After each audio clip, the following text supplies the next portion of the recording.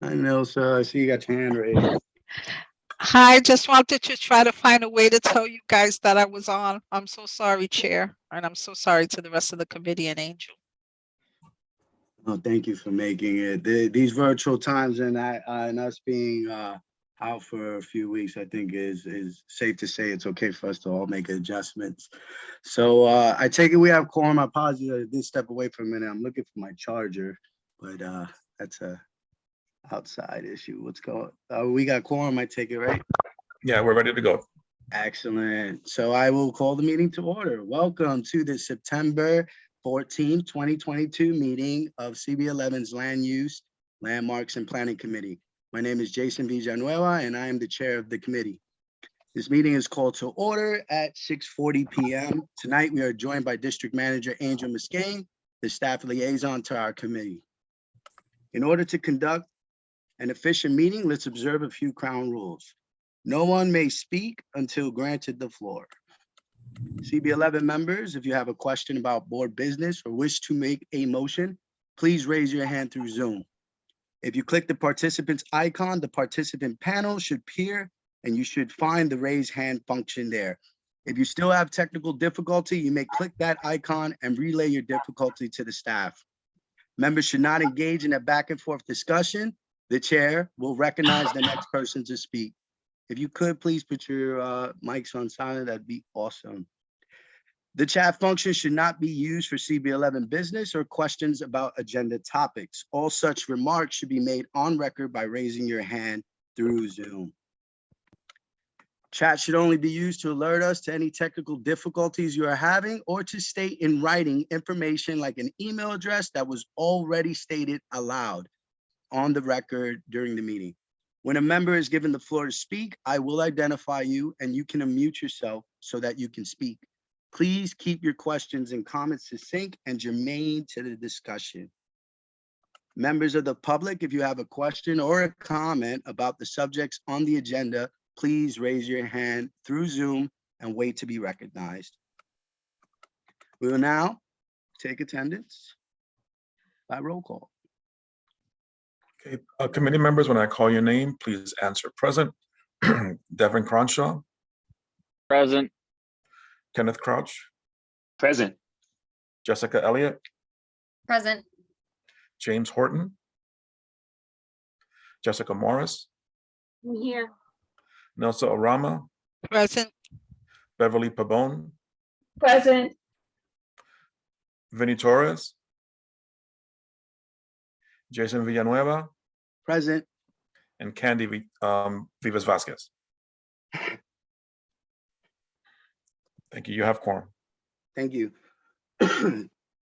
Board members, you can mute yourself, which we pretty much went through that whole process.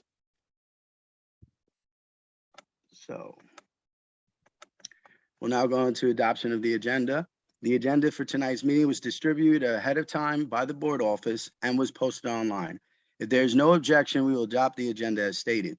Committee members, if you object to adopting the agenda, you may raise your hand through Zoom.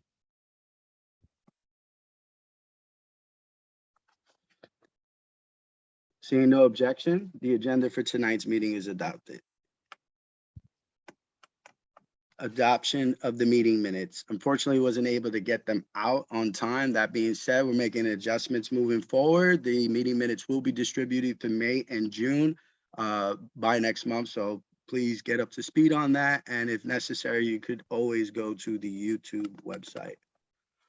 Adoption of the meeting minutes, which will happen next month. Announcements. The next meeting, would you like to do the announcements, Angel? Or you want me to read them? Either way. So the next meeting of this committee is scheduled for October 19th, same time and place. We are anticipating that next month's meeting will return to in-person.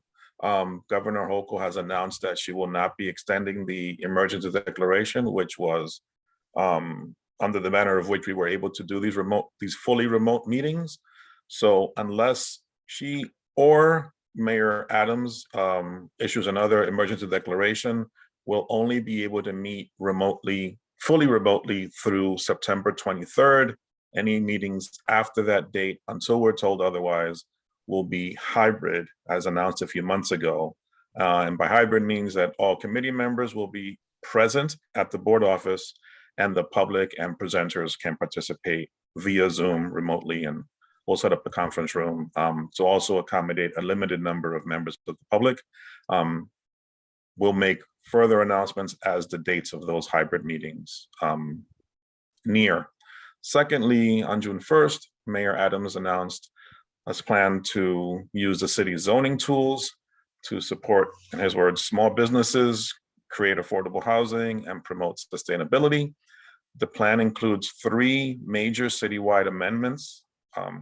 There's only 1 text amendments: zoning for economic opportunity, zoning for housing opportunity, and zoning for zero carbon. The details of each are TBD. However, we have heard, well, we've all heard, because the director of the city planning department has announced that they're going to take a different tack with regards to releasing these text amendments. So when they're still in the proposal stage, they'll be doing thorough and full engagement with the communities and the community boards specifically before these things are, certified for ULURP and that clock starts. So we're waiting for those engagement dates. As soon as we have them, we will make sure to share them widely and all the time. So anyway, so that's the last announcement I have on that.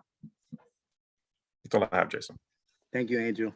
We can move forward with the agenda. Sure. I don't have any information about this month. Neither do I.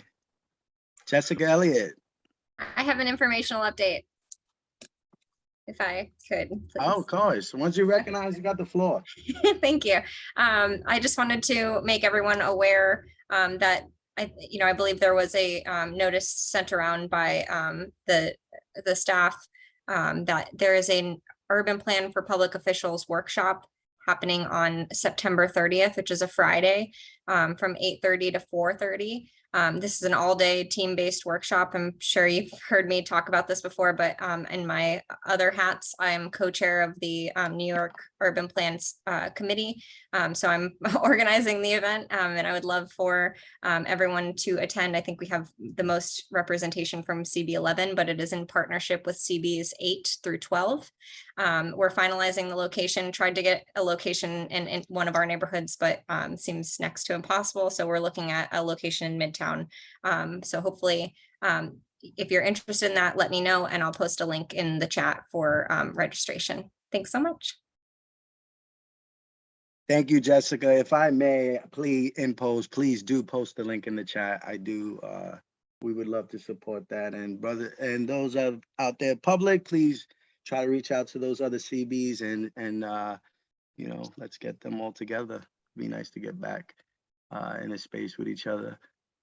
Before I pick on Beverly, Jessica, just a youthful question, since we're in this hybrid world, is there a remote option? I guess the link will discuss more about that. Unfortunately, no, it's a completely in-person event. It's a highly collaborative team-based exercise. So it's important that everyone who registers for the event can be there in person and for the entire time of the workshop. And there might be some city council members that might show up. I think maybe Manhattan Borough President Office representatives might show up, but we'll see. That's awesome. Thank you, Jessica. Beverly Pabon, welcome back. Yes, welcome back to everyone else. Good to not see y'all, but know that you're here. And I hope everybody had a great and peaceful and fun summer. Jessica, my question to you is, you're still looking for a place to host this event? Thank you, Beverly, for asking. I think we would be open if there was something available in the neighborhood, but we're in the process of finalizing a location because we're running up against time here. So we're going to go with that unless we have something else that comes available. But it's going to be about 50 people, and we need screen share ability and things like that. Oh, okay, because I just seen a location. It was an old grocery store that's in East Harlem. And I I know the person that runs it, so I was wondering if, they would have fixed it up to for your guys to use it, but I'll send you the address and you can call and make a contact just in case. Perfect. Thank you so much, Beverly. Okay, bye-bye. Excellent collaboration already at work. We haven't even been on the phone for 9 minutes. Jessica Morris. Thanks, Jason. You can hear me? Yes.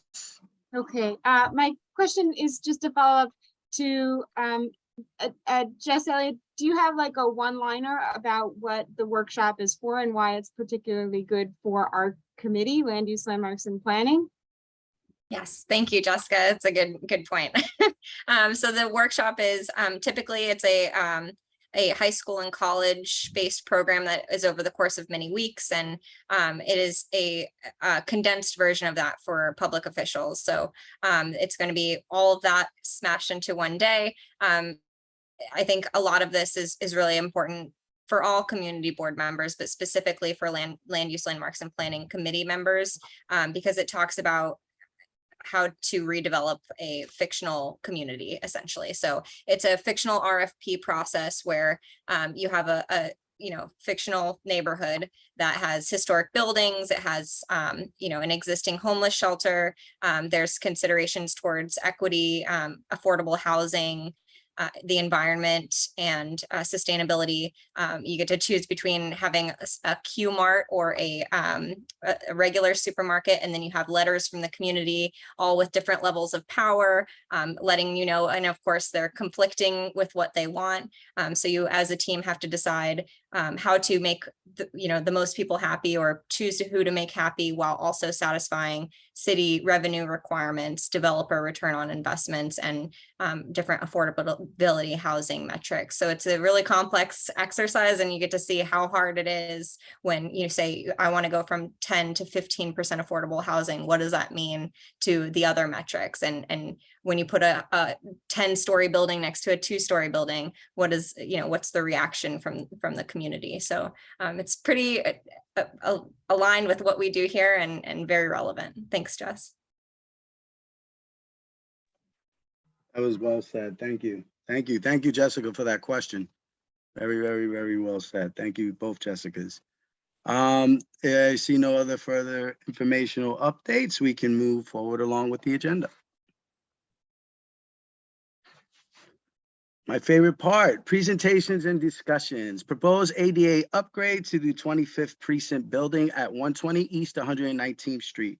The project scope is in review by the Public Design Commission.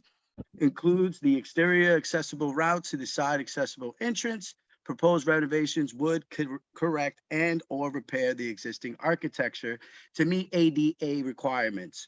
Work scope does not make any design changes. A letter of support or no objection is being requested from the community board. We have a list of personnel. Maybe we could fix the, we kind of blew up the, I don't know if your screens can see it. I can't see the names. So the presenters are Kim Wood representing Spacesmith, and Vincent Della Aquila, sorry if I mispronounced that, representing the Liro Group. Thank you, Angel. Problem. So we have the speakers on. I'll turn it over. Thank you. Awesome. Thank you for coming. Yeah, if I can share my screen, that would be great. Perfect. Okay, let's get me queued up. Okay. So thank you to the board for having us on your agenda this evening. Mr. Muskane, the district manager, he invited us to attend to share our proposed work, as he so eloquently put it, or Jason rather, I guess. We're part of the design team that was tasked by the NYPD to take the necessary steps to bring the precinct up to ADA code requirements for accessibility. As mentioned, I'm Kim Wood. I'm an architect with Spacesmith. I'm joined with Rocco DeFranco. He's with the NYPD's department of their architectural and engineering department. And then Vincent also from Liro, who's our partner architects on the project. So our intention is to present the proposed relevant scope of work to the community board to receive a resolution or okay, as mentioned, the scope was limited to providing ADA upgrades to the 25th precinct. Renovations that are being proposed would correct and or repair existing architecture to meet these requirements. They would not make changes in the general footprint or finishes, and we really want to underline the fact that the scope of work, the intent is not to make any design changes, and Jason, I think, said that as well, and it was on the agenda.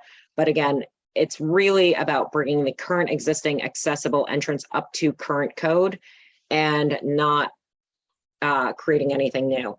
So the scope, which I'll walk you through in the deck, there's a new ADA compliant entry door at the accessible entrance. There's a new ADA compliant ramp and handrails to that accessible entrance. There's a new ADA call button at the accessible entrance again. And then last but not least, we're moving the existing front door green lantern lights up to meet ADA compliant height requirements. And so just quickly, this ADA accessible entrance was compliant when they initially put it, as is typical, code requirements, compliancy changes. This is just doing it the most recent upgrade to to continue meeting that compliance. So before I go into the deck, do any of my colleagues, Vincent, Rocco, have anything to add? Hi, Kim. Thanks for just giving us the opportunity to say hello to the board and to thank everyone for allowing us to present tonight. I don't have anything further to add at the moment. So, and John Chisano is on tonight for NYPD rather than Rocco DeFranco. Rocco was unable to make it, but John is on, and I'll open it up to him if he has any statements to make at the moment. No, I just wanted to thank you on behalf of NYPD. Rocco's unable to attend, so I'm attending in his stead. They are correct in what they stated. This is nothing new. We're just complying and renovating everything that was existing to make it compliant with current code.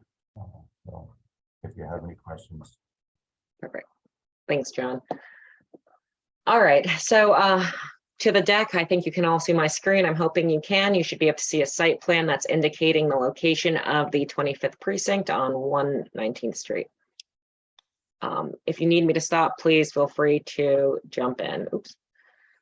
We're showing some images of what exists there today. This is, of course, the front entrance. These are the green lanterns we were referring to. As of today, the height of them, they're actually too low where they could become a issue of someone bumping into them. So this is one of the items we're proposing just lifting. So these images of the front are showing what's there. Going around to the side, this is the accessible entrance. You can also see the signage indicating it as such. This is a ramped concrete path to it. Right now it has some slope issues and doesn't have handrails, so we're looking at correcting that. These are more images just showing you better angles of the entrance to the accessible door. We have lots of pictures.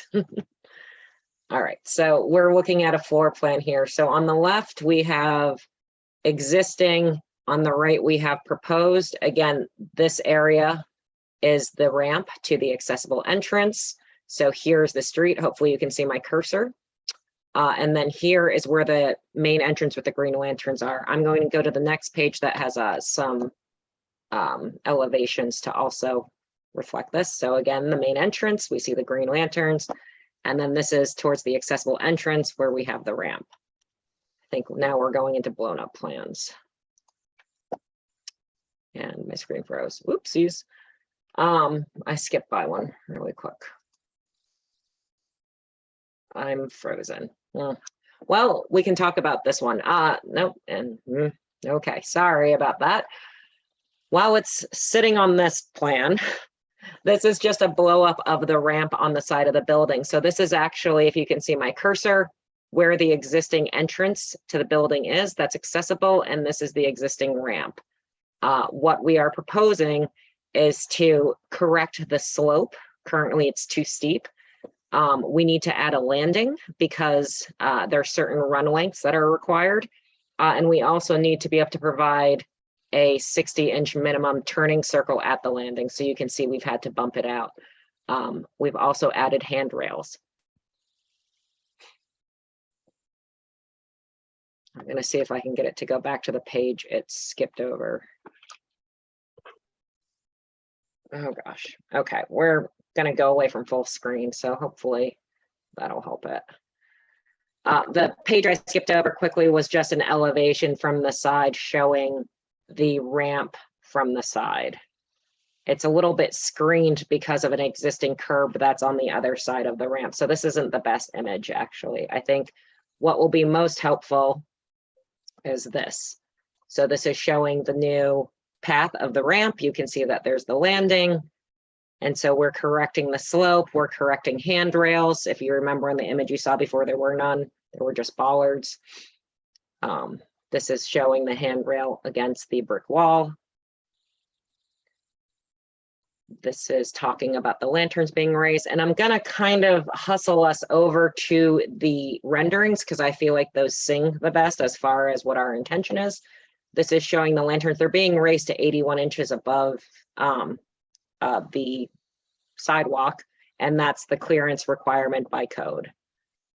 So it really is, it's a matter of, I want to say it's like 9 inches or something that we have to raise it, but it is important. We can't have someone come and bonk their head because they don't see the lanterns.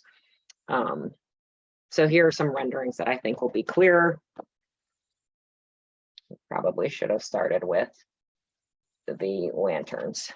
So this is what it will look like. It doesn't look very different from the entrance from what it looks like today. The only difference is the lanterns were, you know, the 8 or 9 inches lower. So by raising them when you're walking by here, if you have some visual impairment, you don't have a concern about hitting your head against them. This is just another angle of it looking around.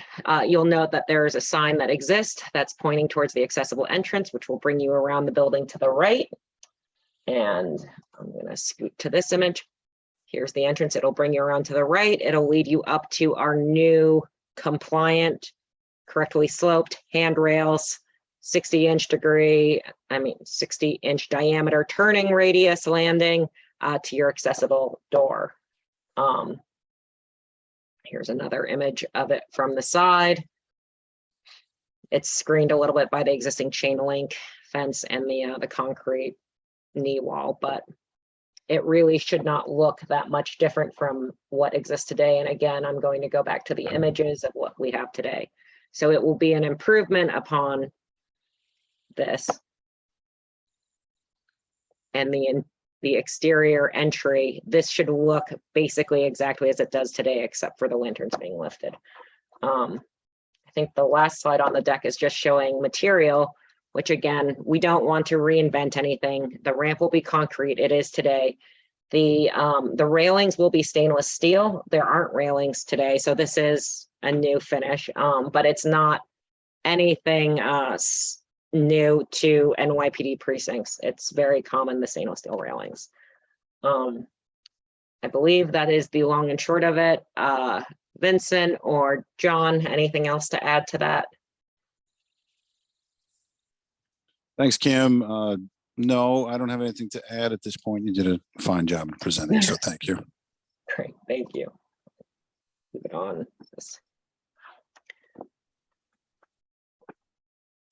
So I think that may be it for us, unless John has something else. No, nothing further. Great, thanks. John. Excellent, Kim. Thank you so much for your presentation. It was outstanding. I think it was very informative. And as we love to say, succinct and to the point.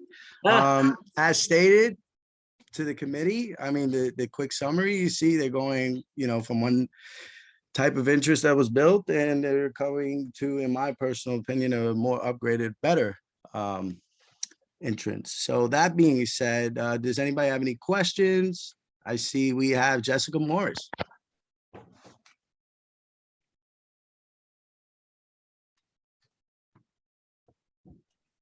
Thank you, Jason. Sorry, slow on the mute. If you would allow me to entertain a question that is not directly germane to our topic today, but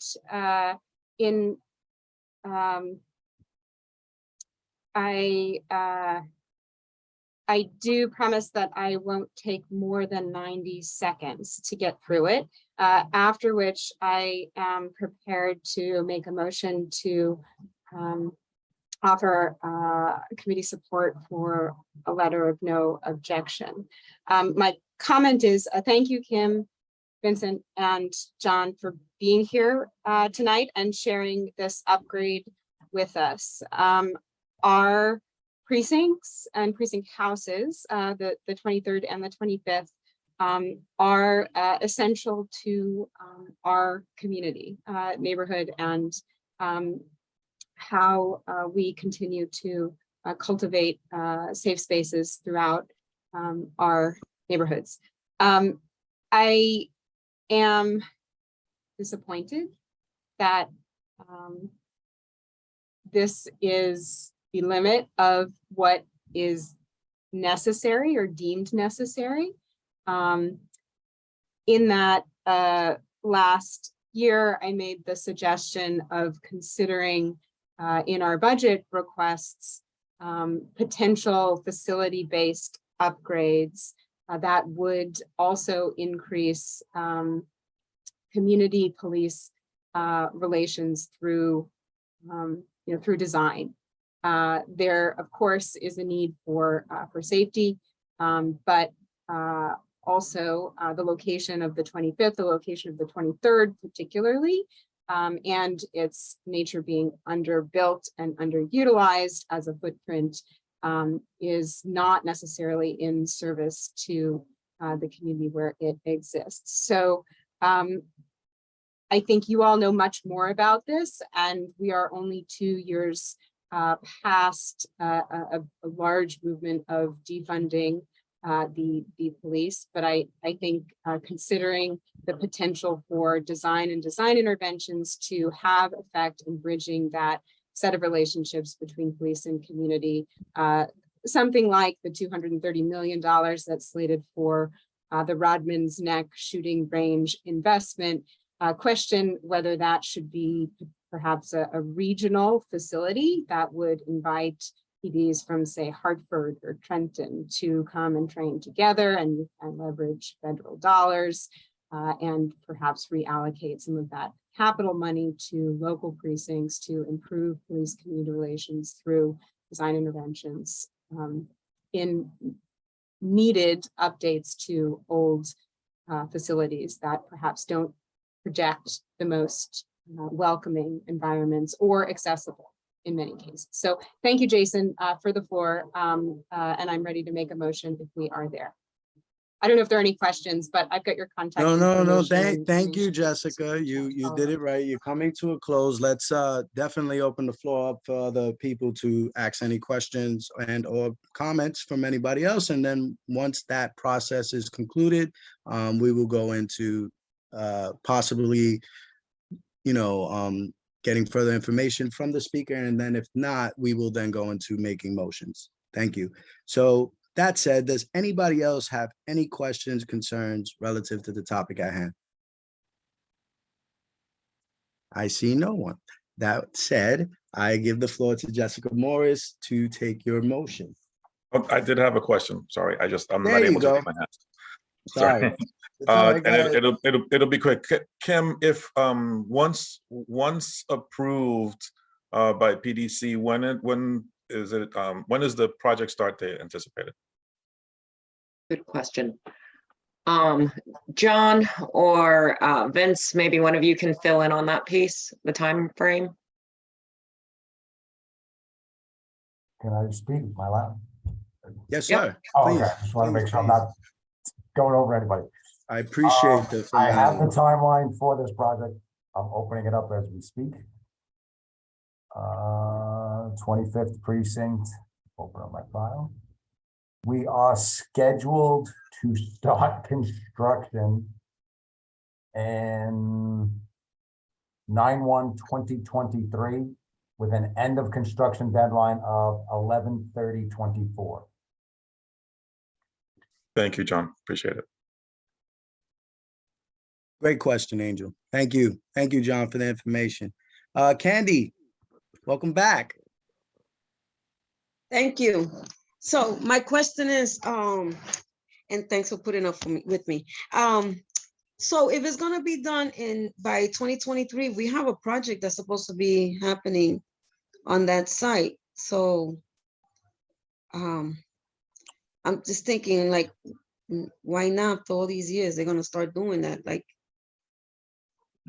maybe I'm not asking it right, but I thought you was gonna start like now, as soon as we give you that letter of support, and then you guys can start moving forward on it, considering that that site is slated for a different project.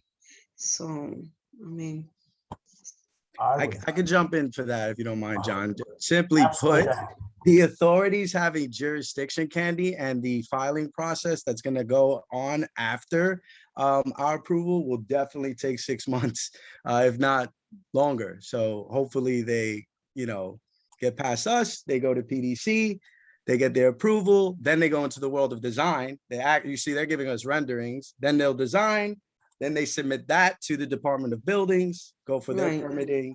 It's definitely an intuitive process. okay. I mean, I just want to make sure that you start the project and then next thing you know, there's another project that's going to start to happen. It's funding.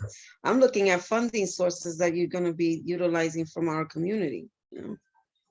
No, the funding resources. How it will impact.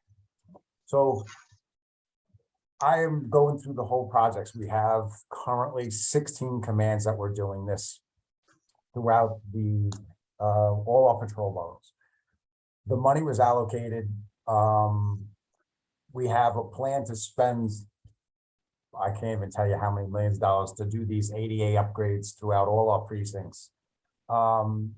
There's gonna be a total of 16 hubs which are fully compliant.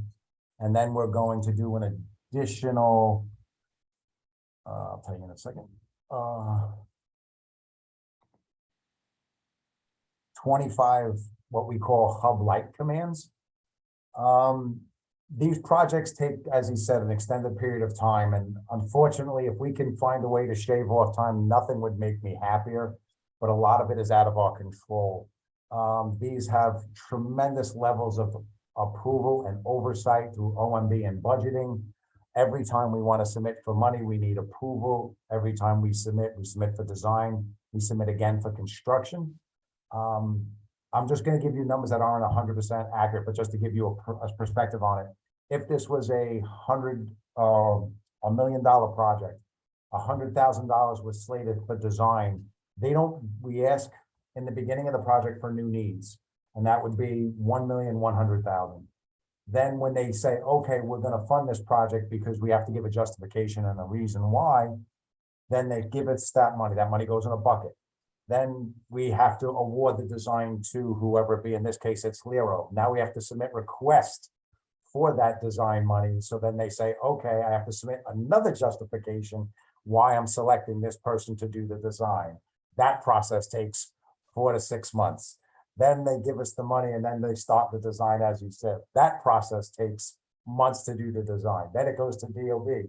That takes time to design. This allows the city to spend money. Even though they're allocating that money, they don't have to give it to us all at once. And it allows the city to fund different projects at different times. So when we come up with a project, we come up with a complete timeline. I'm going to share, well, I guess I can, for the hub projects. And while you do that, for clarity, Candy, you said that there was a project already going on. Can you speak to that just so just for the public? That was regarding one of the sites that HPD had besides the multi-center. So that is also slated with Timbales is the one with Bailey House. They're the ones that have the site, they're giving them the site, the project to do it there. Next door, Candy, is that what you're talking about? By the In the precinct. parking lot. Yeah, in the Right. parking lot. Sorry, I'm out of order. No, it's No, it's okay. fine. Thank you. I It's asked for all right. clarity, It's all so I right. asked for So clarity. I understand now how this is gonna be. So disregard my question. But it's good to know so everybody gets context on why these projects. Well, not only that, we have new board members as well. So it's good to give them a little bit of I'm His- learning, John, and I'm learning, And this is Candy. why I'm getting informed, because to explain this to people, that everybody's like, what do you mean it takes 4 years to do a project? So I just want to go into it. We are way ahead on this project. Currently, the construction of, or I should say, the design documents, we're scheduled to go out to bid for the construction of this project. Our design documents will be done by the end of November. Right, so we will be filed, approved with DOB, ready to give permits, and everything should be completed. One of the items that's prior to permit is PDC and approval from from the community board.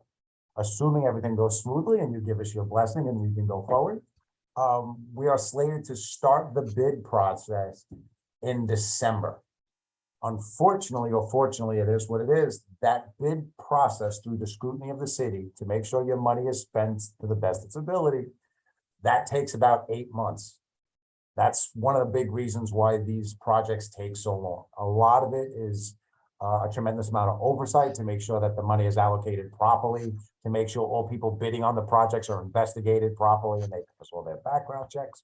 So there's a lot of crossing of the T's and dotting of the I's when it comes to the scrutiny that's on our bid process.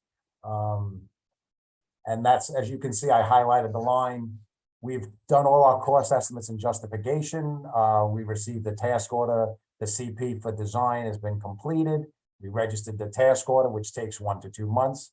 The construction process or the design bid, the design document or the creating of the blueprints and drawings that you guys are familiar with should be completed in November. As you can see, like the 90th precinct, that one is scheduled. They're in the process of registering the task orders. And that is scheduled to take almost 8 months to do the drawings. As you can see, some of them have elevators that have to be are part of their projects. So we do go through these timelines and they're very lengthy. In this case, I would like to say that I was very excited that it was going to happen in 2023, even though it seems like a long way in NYPD world and in city agencies, that's pretty quick. 4 months away. True. Right? 2023, it's not far away. So, yes.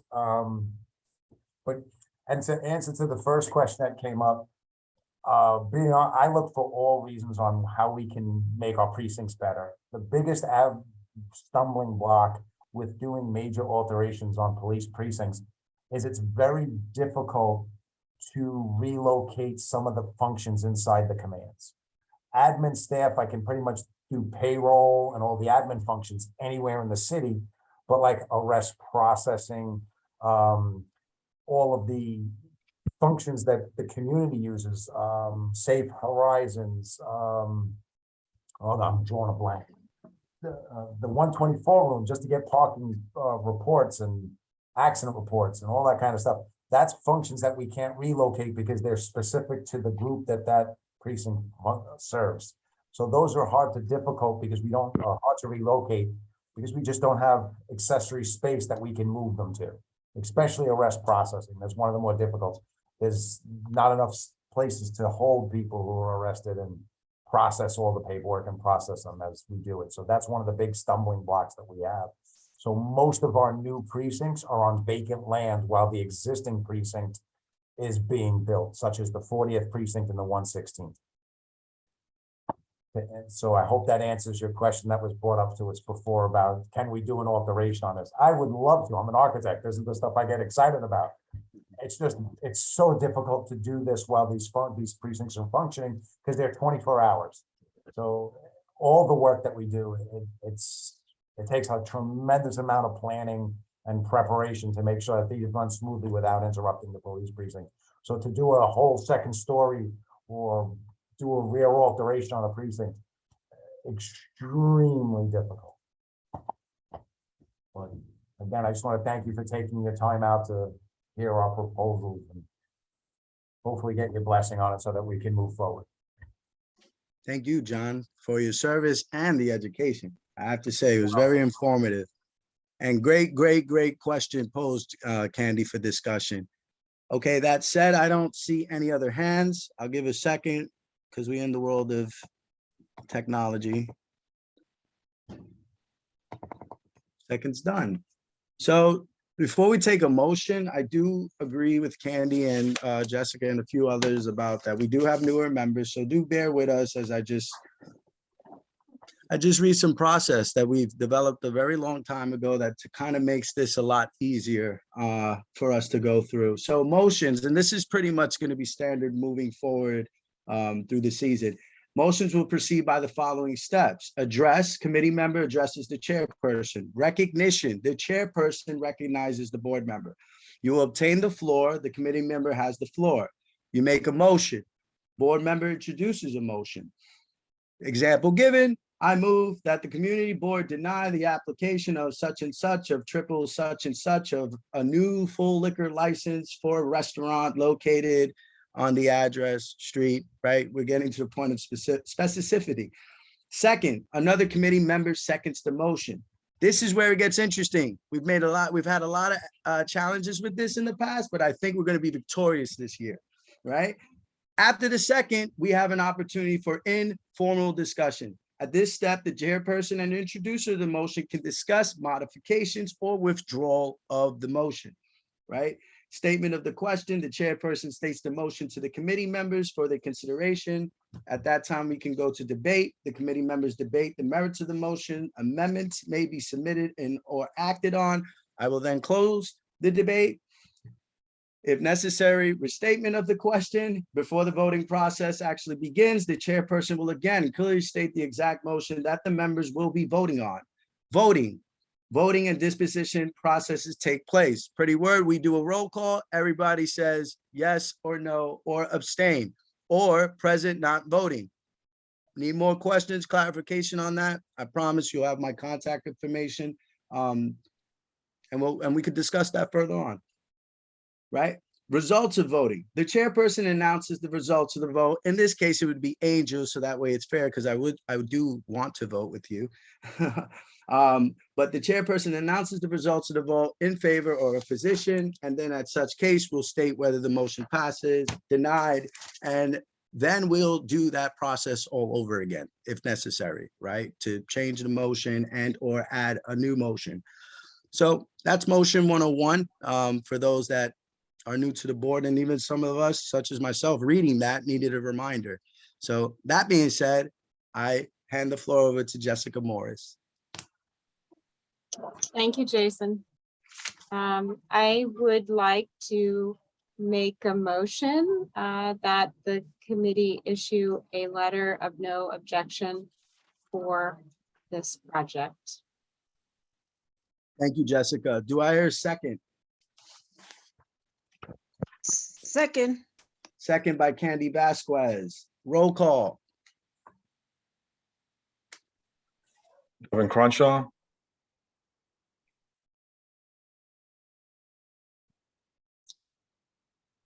Cronshaw, what's your vote? I accept. I'm sorry. Okay. Sorry, I should have said, committee members, when I call your name, either answer yes, no, abstain, or present not vote. Kenneth Crouch, Yes. Jessica Elliott, Yes. James Horton is not here, Jessica Morris, Yes. Nelson Rama, Yes. Beverly Pabon, Yes. Vinnie Torres, Jason Villanueva. He's there. His phone is giving him a problem. Okay. Jason Villanueva, Yes. Candy Vasquez, Yes. motion carries. Excellent. Thank you to everyone. The motion passed to provide a letter of support for the project. I'll take that as a yes, Vinny. Much appreciated, everyone. And getting past this, any Kim or John, if you'd like to say something in closing, so then that way we go to the next presenter. Perfect. Yeah, I think we want to thank you all for your time. We really appreciate what you do. We know it is in addition to, I'm sure, what you do during the day. So thank you. I assume at this point, Angel will be in touch about receiving that letter when it's complete. Yes, so this recommendation from the committee will be voted on by the full board next week. Perfect. And if the board supports it, then I'll have the letter ready the day after. So, That's great. Thank you. okay. Thank you, All right. everyone. Thank you. I just want to say thank you again on behalf of NYPD, and everyone be safe. Excellent. Thank you, John. Thank you, Kim. How are we looking on time? Onward and forward. I think we're doing pretty good. That's subjective. Proposed rehabilitation of the historic 28th precinct. Didn't we just do that? Nope, we didn't. Sorry. That was the 25th precinct. Proposed rehabilitation of the historic 28th precinct station house to use as Hope Hall. The building located at 177 East 104th Street is an individual landmark, will be rehabilitated to house the headquarters of Hope Community Inc. and or non-community nonprofits. Work will include window replacement, entrance door, metal railing restoration, new elevator, wheelchair lift, horizontal connections between two buildings on the site, new finishes, and floor protections. A letter of support or no objection is requested from the community board. We have Roberta Washington, the architect, here presenting. Roberta, you have the floor. I did see you earlier.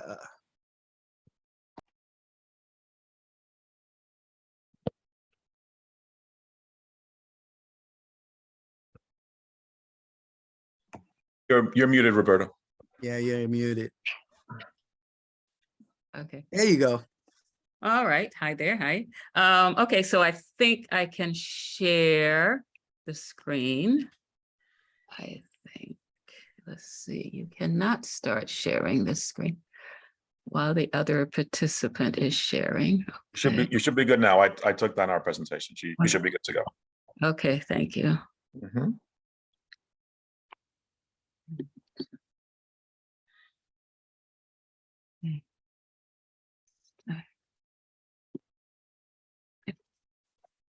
Okay, so maybe this is a police station design discussion night, because the individual landmark that I'm presenting was a police station when it opened in 1893. And it was designed by the architect. See, this is 28th, the 28th precinct, but it was designed by the architect who did the 25th precinct the year before in 1993 or something. But at that time, that precinct was on 65th Street. But this was a design that followed that design. And what our project is all about is updating the building, doing some renovation work, but mostly is trying to preserve and restore some of the features of the building that have lasted for this long, but we want to make sure that they continue. And this photograph is from a 1944 tax photo, and it shows the police precinct here on 127th Street between an apartment building and the firehouse, the fire station, which was built around the same time. And our scope of work is what you just heard, is basically doing in the interiors, changing some walls so that it becomes more functional for the current use, which involves updating a lot of the systems to meet new codes, and the primary work, at least the primary in terms of why I guess we're here and why the building is landmarked, is because there's so many original features of this building that are still existing, still intact, and maybe even the same color. And so our project is to do a renovation of and restoration of the building, and to do it in a way that emphasizes the existing details and at the same time provides a building that the owners can use for their uses, for their purposes. So this is a current day photo of the building. And as you know, it's on 104th between Lexington and 3rd. And this is the fire station that was built at around the same time. And this is the sidewalk, and there's some commercial spaces on the first floor on either side of the building. And so I'm going to just take you really fast through some floor plans just to show you what we are doing and what kinds of things we are maybe not doing so much of. This is the 104th Street side of the building here. So the fire station is in this area, and the other commercial buildings and apartment buildings are here. And the current office of Hope Community is diagonally across the street from this building. This is the cellar floor of the building. And what you can see from the cellar floor is that this building occupies this entire lot, right? The only part that is not enclosed here is the stair that goes down to this cellar, right? But otherwise, we have an enclosed lot, and then there are some air shafts on either side. And there are, of course, buildings on both of these sides. So the building is in two pieces and was probably built in two pieces at different times. And this is the main, what I'm calling the main building. This is large part that's up front. And this was probably the office part. And then there is an annex that was added to the building that appears to have been, or could have been, the location of jail cells. And in between, there's an atrium.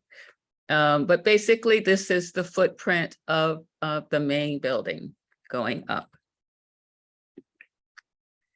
This is the outline of the first floor. And here you see that there are stairs that go from the sidewalk that go up into the building. And this is the stair that goes down from the sidewalk under the main stair into the cellar. These are spaces that were offices and that we will remain as offices. Our intention is to add large groups of 2 toilet sections here. And of course, the building gets a new elevator. And this is a connection to the annex building where there's a larger space that could be used for meeting or gallery space. On the second floor, there are more offices, just different kinds of designs.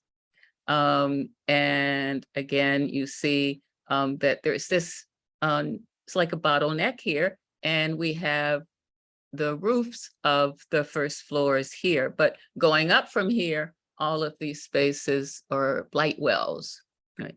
And this is the annex building. This is the top floor of the annex building, which is the second floor. And this is the third floor. And of course, now you only have the roof of the annex building because the annex building was just a cellar plus 2 floors. And here there's a connection to the roof. And you have the stairs that continue from the top floors down to the cellar. And again, we are anticipating that these are spaces for offices. And fourth floor, more offices, and in between, of course, elevators and stairs and toilets. And then the top floor, which because of this setback from the sides and that kind of a unique form that it takes, we're anticipating using this, as it seems to have been used before, as the boardroom or a major meeting room. And so we're also showing more offices and stairs and elevators. And the roof plan is here, and we're showing this roof with equipment because one of the important things about landmark preservation approved buildings is that you can't or you should not have so much of the equipment or any, if possible, of the equipment visible from the street. And in this scheme, we don't think that we have that problem because we've removed the equipment back further than the sight line that you'd have to see equipment. And this is a drawing, two drawings of the one on the left is the present building, the existing conditions, and the one on the right is the after. And so we're showing the changes, we're calling out the changes that we're making. And I'm going to call out some because I can't read this, but this is a door. And so it's talking about restoring this door. It's talking about, this is a ladder that was used when as a fire escape at a particular time, but because now we're going to have a fully sprinkled building, we don't really need the ladder, but we do want to maintain these balconies, these iron decorative balconies. And so we're keeping the balconies, but getting rid of the ladder. All of the windows get replaced.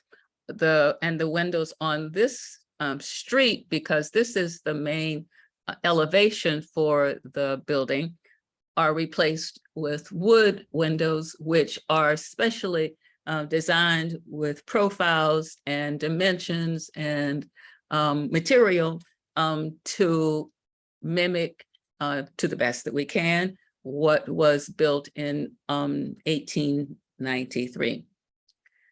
And at the top, this is what you see of the 5th floor near the edge. And this is what I was saying, calling out before as a new conference room.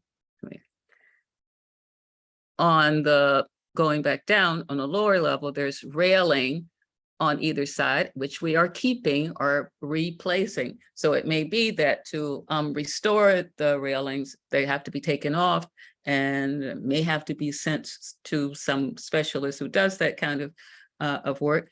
But in any case, our intent is to use as much of the existing railing as we can in the future design.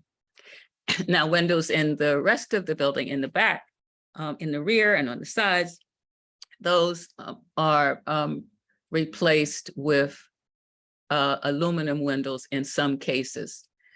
The annex building, because they had especially interesting wood windows, they remain the same. But all of the windows that you see here will be wood windows in the same form, shape as the windows that you see now.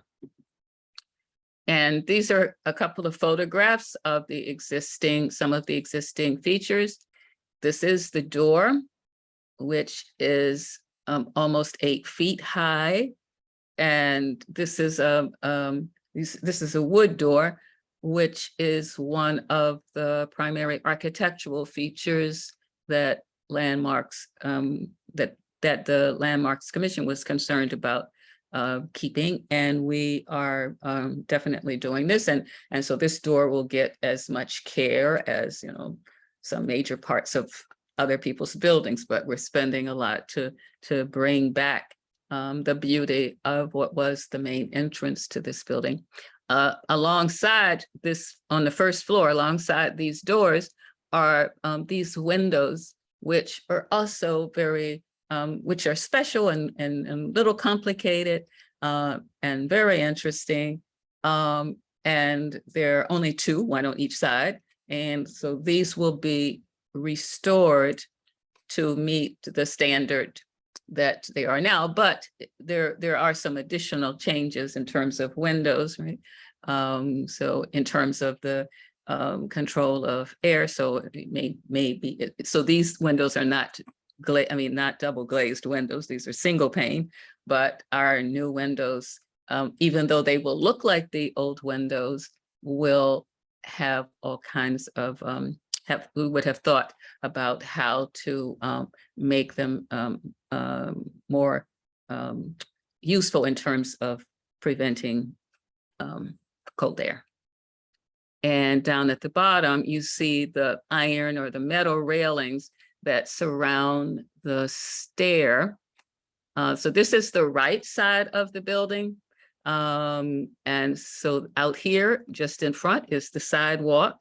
And there's about a 3-foot space here, which then takes you to the cellar from the outside.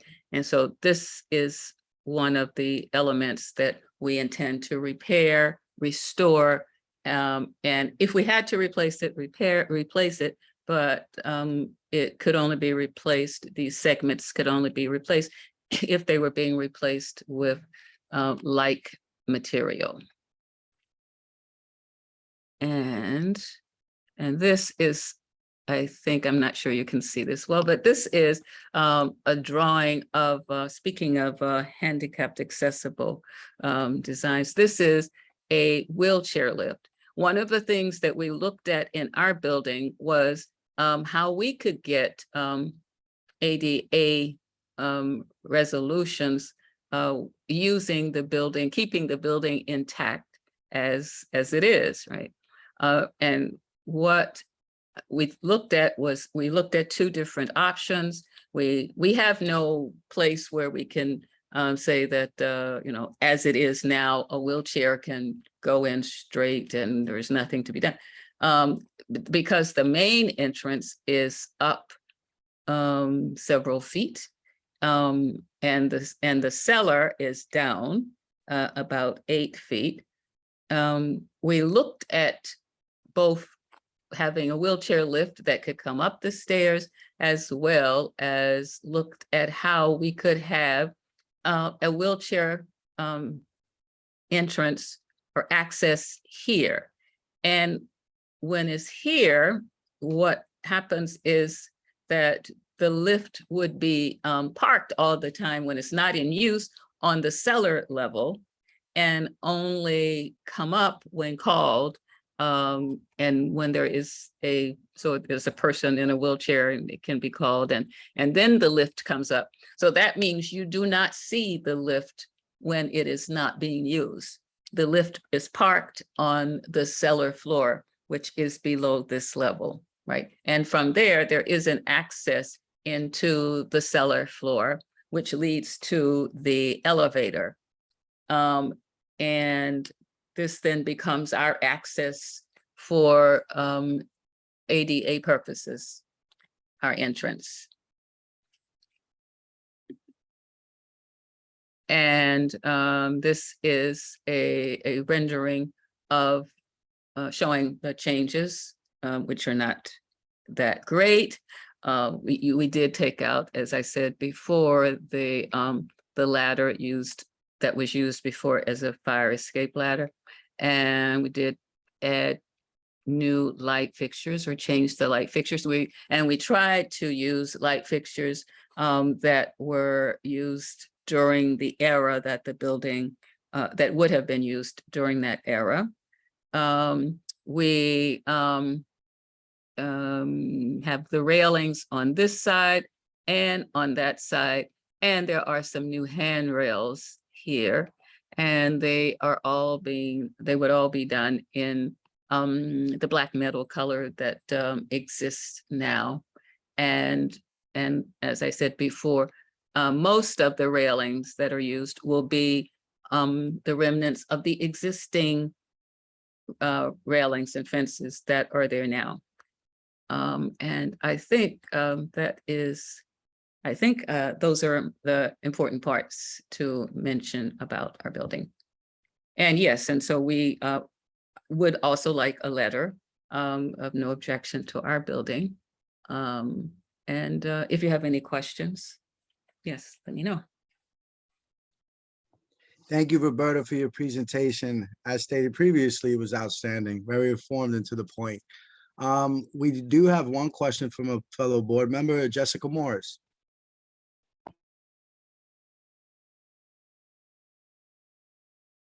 Thank you very much. And I'm just turning on my camera. I'm very glad that we are going back to being in person as everybody feels safe, hopefully.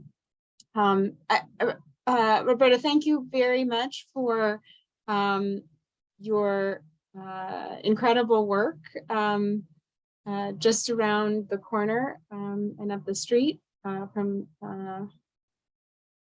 my neck of the woods. It's an incredible investment. And one of the fascinating things about preservation is that it often has a ripple effect, benefits beyond the immediate investment. So I'm wondering if you can share with us a little bit about where some of the funding to support this renovation is coming from, if you're able to disclose that information. And if you can clarify how Landmarks treats a funny situation like this, where half of your building is a landmark and the other half it's connected to is perhaps not, but is endearing nonetheless. Are those two questions clear? I can answer the last one easily, I think.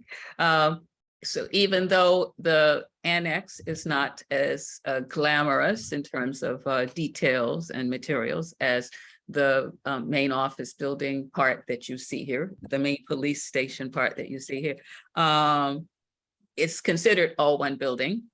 And so by that standard, we have to consider them both. You know, it's just that there are fewer things that need to be conserved or preserved in a particular way. But I did mention the windows. So even though the annex building is, or may have, that portion may have been secondary or not existing when it was first built, just the idea that they do have curved top,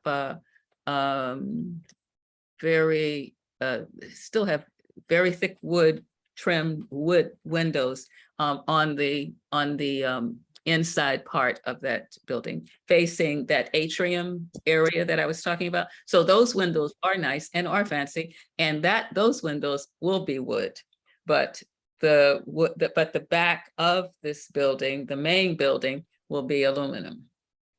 I mean, or something. It's not. I mean, it's not going to be wood, probably. So then, just to clarify, the entire both the precinct building and the annex next door, which houses Manhattan Neighborhood Network, are considered a single. Oh no, landmark?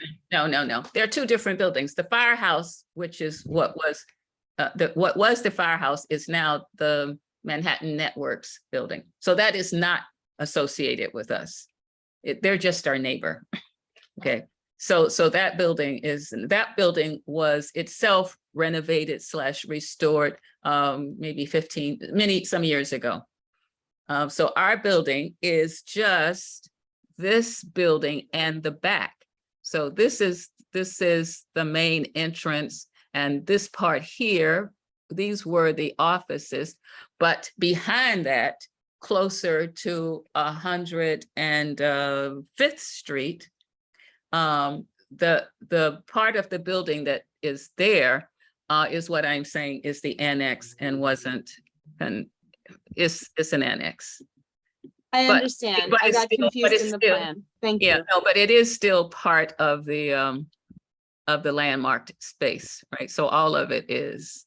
So I just want to get down to here. Yes. Great, wonderful. Okay, so all of it. So the whole building is, the whole lot, the building on the whole lot is considered an individual landmark. Okay, and funding to support the renovation of landmarks, if you can speak to any of that or direct me to where I could find information, I think that's helpful. Yes, I think I would. I'm not sure if there was someone from the owners from Community, Hope Community, if someone. Yes, hi, Community Board. This is Norman Williams. I'm the Director of Real Estate. Yes, can folks hear me? Yes, sir, we can hear you. Okay, great. I'm Norman Williams, the Director of Real Estate Development for Hope Community. So just to speak to the financing, this is considered a community facility project, which is typical hard to finance the main occupants of the building is going to be not-for-profit uses in which we try to keep rents affordable so we can do a greater good for the general public. So Roberta was speaking more to the LPC provisions. This project is also using a combination of new market tax credits as well as historic tax credits. So the state will be involved and is currently involved on some of our design objectives for the interior of the building, in which LPC is looking at the exterior. And so we're making sizable design considerations with the interior, and some of those decisions yield tax credit equity in which we're helping to leverage the financing. I will say this has been a legacy project for Hope for many years. This is probably the only vacant, I should say unoccupied building on the block. So we witnessed a lot of design changes and DOB changes as we were trying to get this project ready, for construction. And we also put a noticeable size of equity contribution into the project. I believe we're leveraging close to about $2.6 million of our own equity in the project as well. And this is approximately about an $11 million project TDC all in. So, it's been challenging, but we're on the cuffs of getting this project fully financed and ready for closing. Thank you. It's a wonderful project. Maybe a follow-up. I did see the presentation from Roberta and the information. Maybe you could speak, and I'm sorry, no, I didn't get your name. I think you said Norman, but your screen shows Roberta Washington's name. So that kind of like blocked out your name, but we'll definitely get it recorded accurately in the minutes. The question, maybe you want to just speak to programming or use of the space, just in case it's any concern of the public, because we did hear nonprofits, community space. Maybe you could speak a little to that.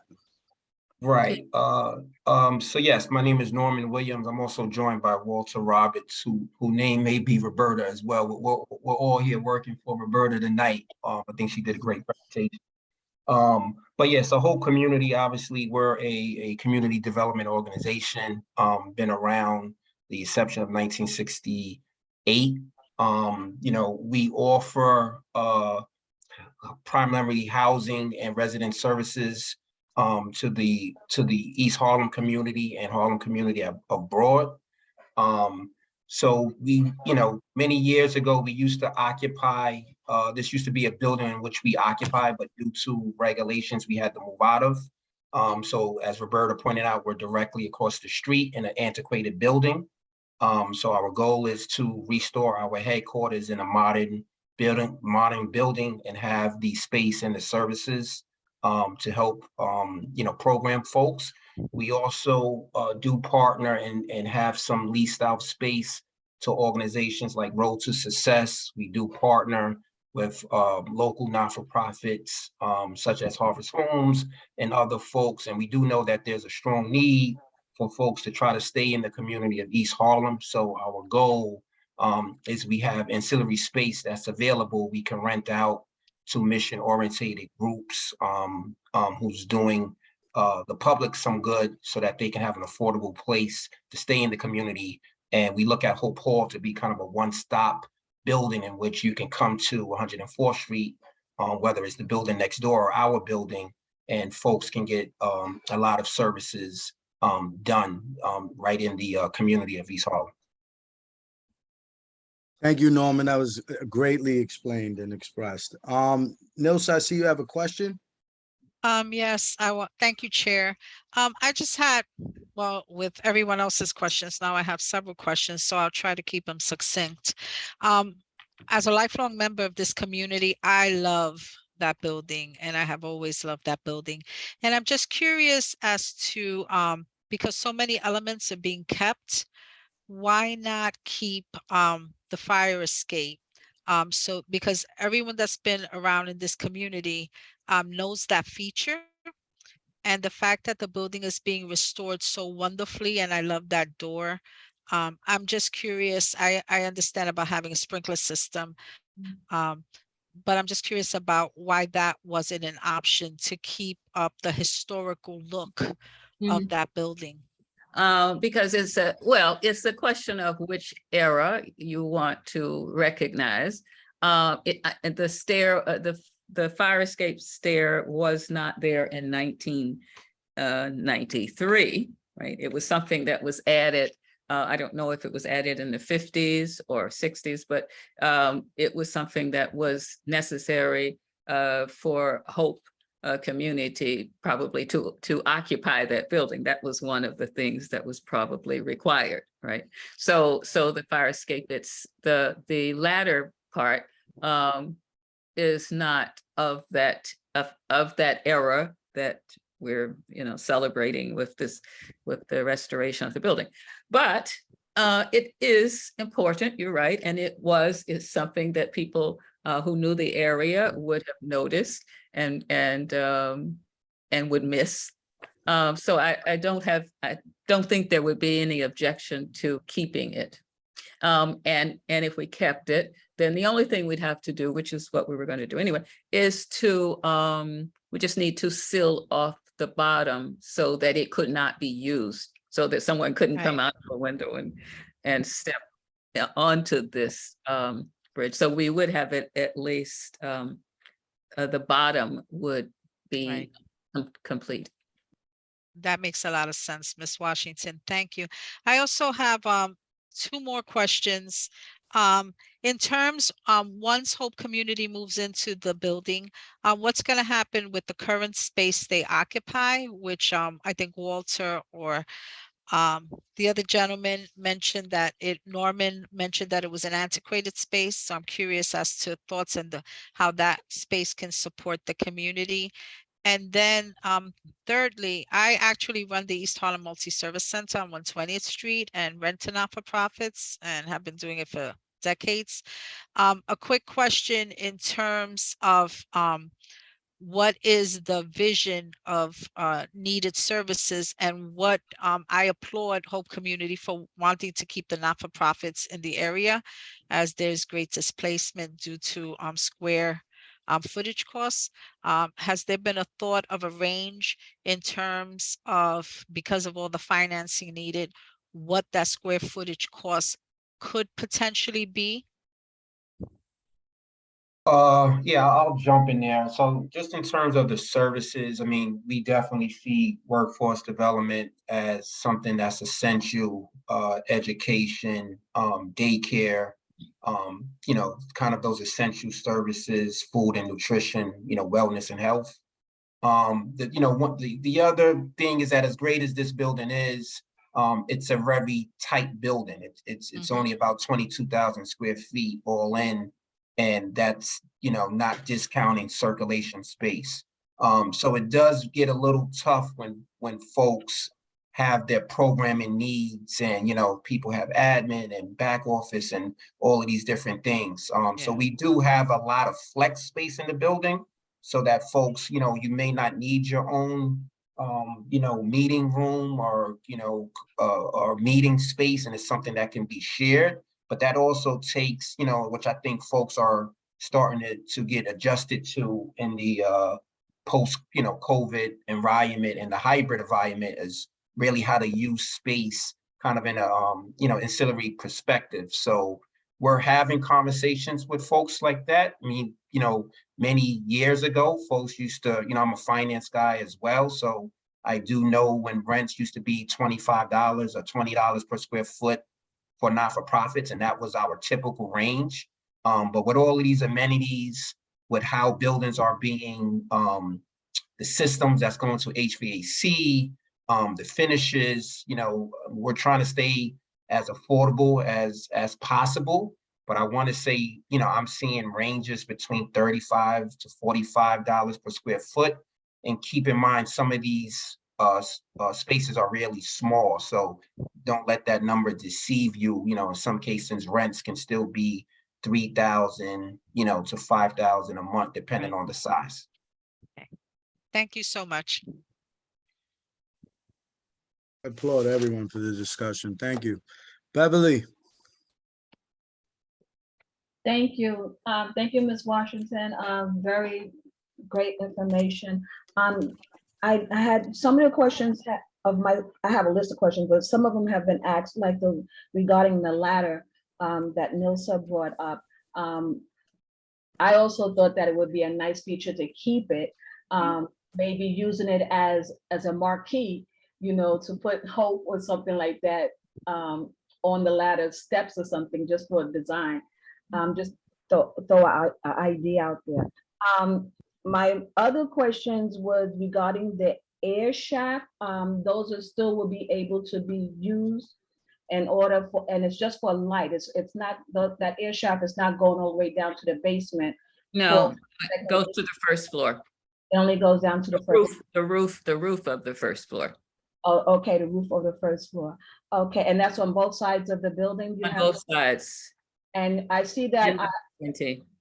I see that, I was wondering, because when you first showing the photos, I only seen one set of stairs, but I see that you do have another set of stairs on the other side of the building, because I was worried about egress.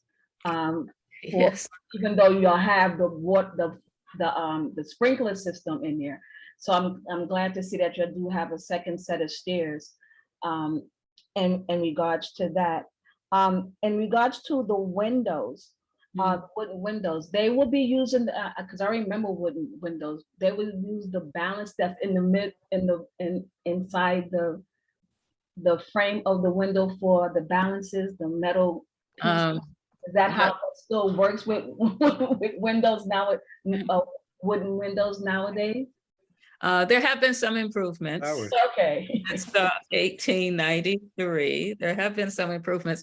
And we take advantage of all of those improvements. Yes. So the inner workings of the windows in terms of balances and everything else that you would expect to find in a window that you're going to open would be there. But they would be from another age, like our age now. And I mean, the windows really are windows from our age. It's all, I mean, the new ones we're talking about, but we want the appearance to replicate what's great about, you know, a historic presentation, individual landmark. And so it's deserving of an individual landmark to at least have windows that you can see easily of the material and of the style of the existing. But it doesn't mean that that's the fixings. Okay. And in regards to the basement, how's the Beverly, last question. Yes, what's the egress regarding from the back of the building to the front? How, you know, just in case. You have to, yes, you're walking from the back of the building to the front of the building. That building has, the cellar floor has an additional egress just out the door. So on the other floors, there are 2 stairs that come down to each floor, and you have to come out the stairs, but you're still going to the exit that's at the front. Our building is a landlocked building, and it was built at a time when I guess if you were a police station, that was okay, because it didn't follow the same kinds of guidelines and stringencies you had for apartment buildings, for instance. So it's not that, but we are over protected in terms of the number of stairs we have and the sprinkling system and the fact that it's not as long as it looks. Okay. Thank you so very much. Thank you, Beverly. Thank you, Roberto. Angel. Hi, Ms. Washington. Three quick things. One, could you please email me a copy of this presentation so we can share it with the members? Then secondly, do you know when has this been calendared at LPC, and if so, when? They wanted to make sure I had a letter here from you guys. Okay. First, we were thinking of calendaring it for next month. Okay. And then lastly, and this might be for Norman, the plans look great. And can we have some assurance that Walter's office in the new building will definitely be in the basement in a back corner? I second that. Nah, I was I second that. yeah. For the record, just for the record, no one in my staff will have an office just because of COVID. What I've learned, no one there anyway, right? So why should we have offices? So literally, there's a floor plan where we have breakout offices, different sizes, phone booth, what have you. But staff will now have an office and allows you for team meetings, as well as not having to pay per square foot for empty spaces. So no worry about where I'm going to sit. Well, that's not as fun, Walter. I'm happy to be in the basement. I'm good with it. Thank you, Ms. Washington. Walter's good because he's got. I worked with Roberta 10 years ago. She's definitely a great architect. We did a school 971. Oh, Yeah, it's been a while, but it's good to see you. It's good to see everybody's back on board. And like I said, I think it's a really exciting project. There were some concerns that we brought up, particularly it seems that there's an interest from some of the members as it relates to the ladder. I know that it's a process for just for some of us that may not be aware. This isn't even step one for the developer and or the designer. After this, they go to LPC, get that approval, try to go to the DOB, go for design. Everything right now is real early works, which is awesome. I love when developers come in front of us beforehand, as opposed to the other way around, which is it's a possibility. Like they could have went directly to Landmarks as opposed to coming to us. So Roberta, I appreciate the effort that you made as a designer, and to Walter as a community partner within our district. So I don't see any other hands. I think the discussion was very informative, and we do have 2 other items on the agenda to my board and public members. So that being said, if I don't see any other hands, which I don't, I will ask for a motion.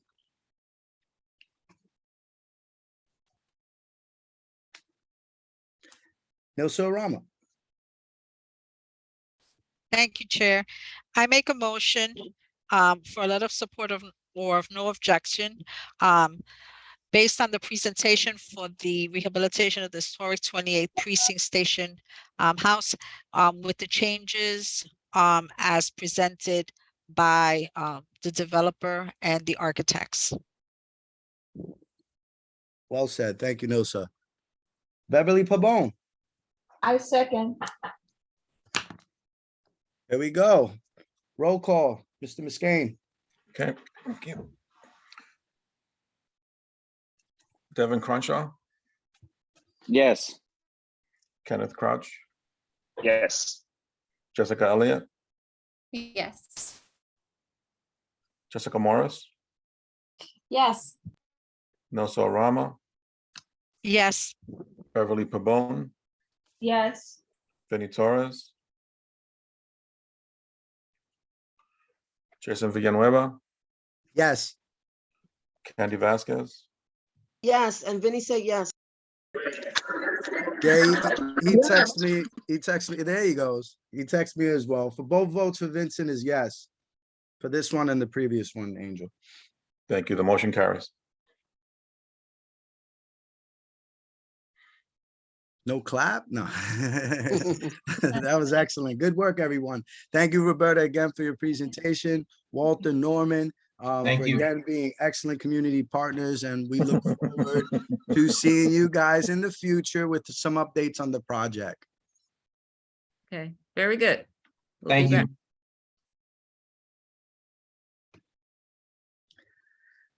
So if there's no further comments on that item, we will move the agenda forward. My favorite part of the agenda, our superstar land use consultant, urban planner, Mr. George James will provide an update on the outstanding commitment. You guys know me from district leads, and those that don't know, you will see how interested this part of the conversation becomes.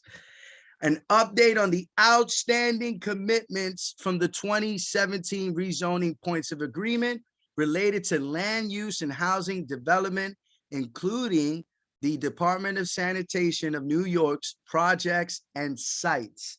Mr. James, the floor is yours. Welcome back, sir. Thank you.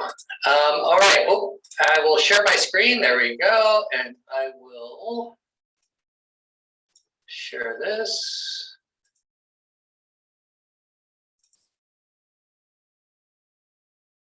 All right.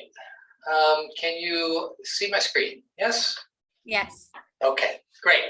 So, all right. So in 2017, the city agreed to the improvements in East Harlem to support the East Harlem rezoning. All right. So this is a typical thing that happens when there is a rezoning, and they're outlined in something called a points of agreement. All right. And so there were 57 commitments that were made. Here's a table of contents right here of all of the commitments that were made to support the rezoning. They cover everything: affordable housing, open space, economic development, transportation, sanitation. It covers many topics.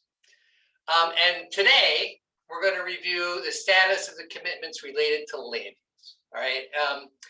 But before we do that, I'm going to go through some history, especially knowing that we have new members here.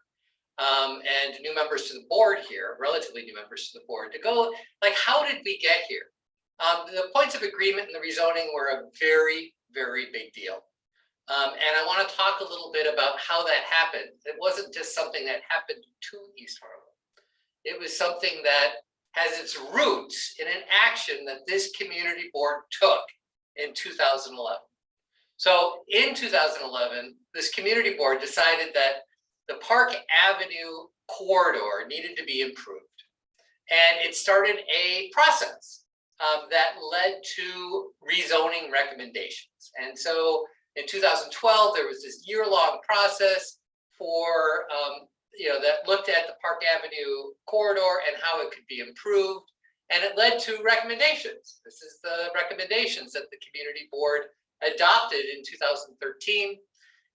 Unanimously saying we need an upzoning here or rezoning here, and it was largely an upzoning. And by upzoning, I mean a change in density that allows for bigger buildings. What was identified was that the Park Avenue corridor, it had a lot of non-residential uses, parking lots, things that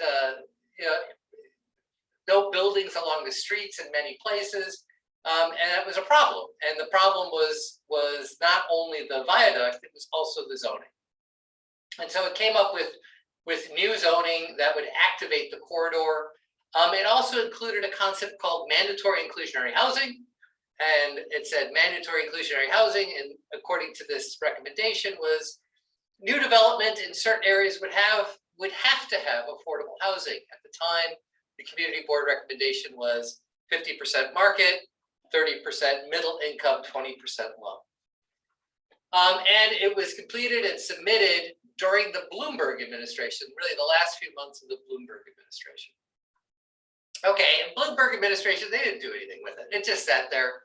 De Blasio was elected mayor and came out with this plan, Housing New York. Housing New York included the concept of mandatory inclusionary housing that would be mapped every time there was a substantial increase in zoning density or an upzoning. And it said that there would be 15 neighborhoods that would be rezoned for mandatory inclusionary housing. And at the time, they were unnamed. But months later, in February 2015, East Harlem was one of 5 communities that were named to be rezoned for MIH. And he did that in the State of the City speech. And so when that announcement was made, and with the speaker's support, this community board said that they would organize the planning that would be implemented by the rezoning. So when you do a rezoning, you have to have a plan. Your zoning is an implementation tool. And so this plan was developed, the East Harlem Neighborhood Plan. Now, initially, DCP was very reluctant with this, but with the insistence of the speaker, we went ahead and the community board developed this plan along with project partners, including the speaker's office, Community Voices Heard, and the Borough President's Office, and really scores of neighborhood organizations that were involved in this from soup to nuts. And there were hundreds, if not thousands, of residents that were involved in one of the meetings or gave comments on this. And it remains one of the most comprehensive plans to inform a rezoning in New York. And there was substantial back and forth on the final rezoning, and the East Harlem rezoning was adopted in November of 2017. And the zoning districts were similar to what was in the East Harlem neighborhood plan. There are also similar concepts that were in the 2012 recommendations that made it in there, largely just because they were obvious things that needed to be done. Second, Third, Lex, Park, and 116th Street were upzoned for mandatory inclusionary housing, which would mean that if there's new development in these corridors, they would have to have some percentage of their of development would be affordable. And so while most of these upzonings were the minimum or near the minimum necessary for MIH, Park Avenue, which is shown in this area right here, between 115 and 132 was really completely transformed. From mostly lower rise or parking lots to allowing for high rise, high density buildings. And over time, this rezoning, as it's developed, will bring thousands of new units, residents, and jobs to East Harlem. And so, and this is good planning, because rezonings bring more jobs and residents, the city supports them with these investments that are outlined in points of agreement. And so even though this community board was a big, pushed for this rezoning over time, they still need a points of agreement that support the rezoning. And they're highly negotiated documents, and they're negotiated between the administration and the council members that are impacted. And they often include substantial commitments of city funding, but they also sometimes include like really small interests of the council member. And they end up being a real hodgepodge of different things, covering everything. And that they're not just land use issues, education, safety, transportation, it runs the gamut. And they're usually not developed without, and they're usually developed without any direct community input, but there was the plan was here. And so some of the concepts and ideas of the plan made it into the points of agreement. And over time, they become more formalized, a little less idiosyncratic, and now we can track their progress. And this is a relatively new thing. Since 2016, all neighborhood scale points of agreements are tracked by the city and the commitment tracker. And there's a link in the deck that I will provide to Angel that will take you to how the city tracks its commitments. And everybody should take a look. But when you're looking at it, be aware that the city is evaluating its own performance, right? And so, it's usually the best view of things possible. Okay, so that's like the background of how we got a points of agreement. So now I'm going to focus in on the land use considerations in this points of agreement. So there were a number of development sites that were identified in the points of agreement. And there was two categories.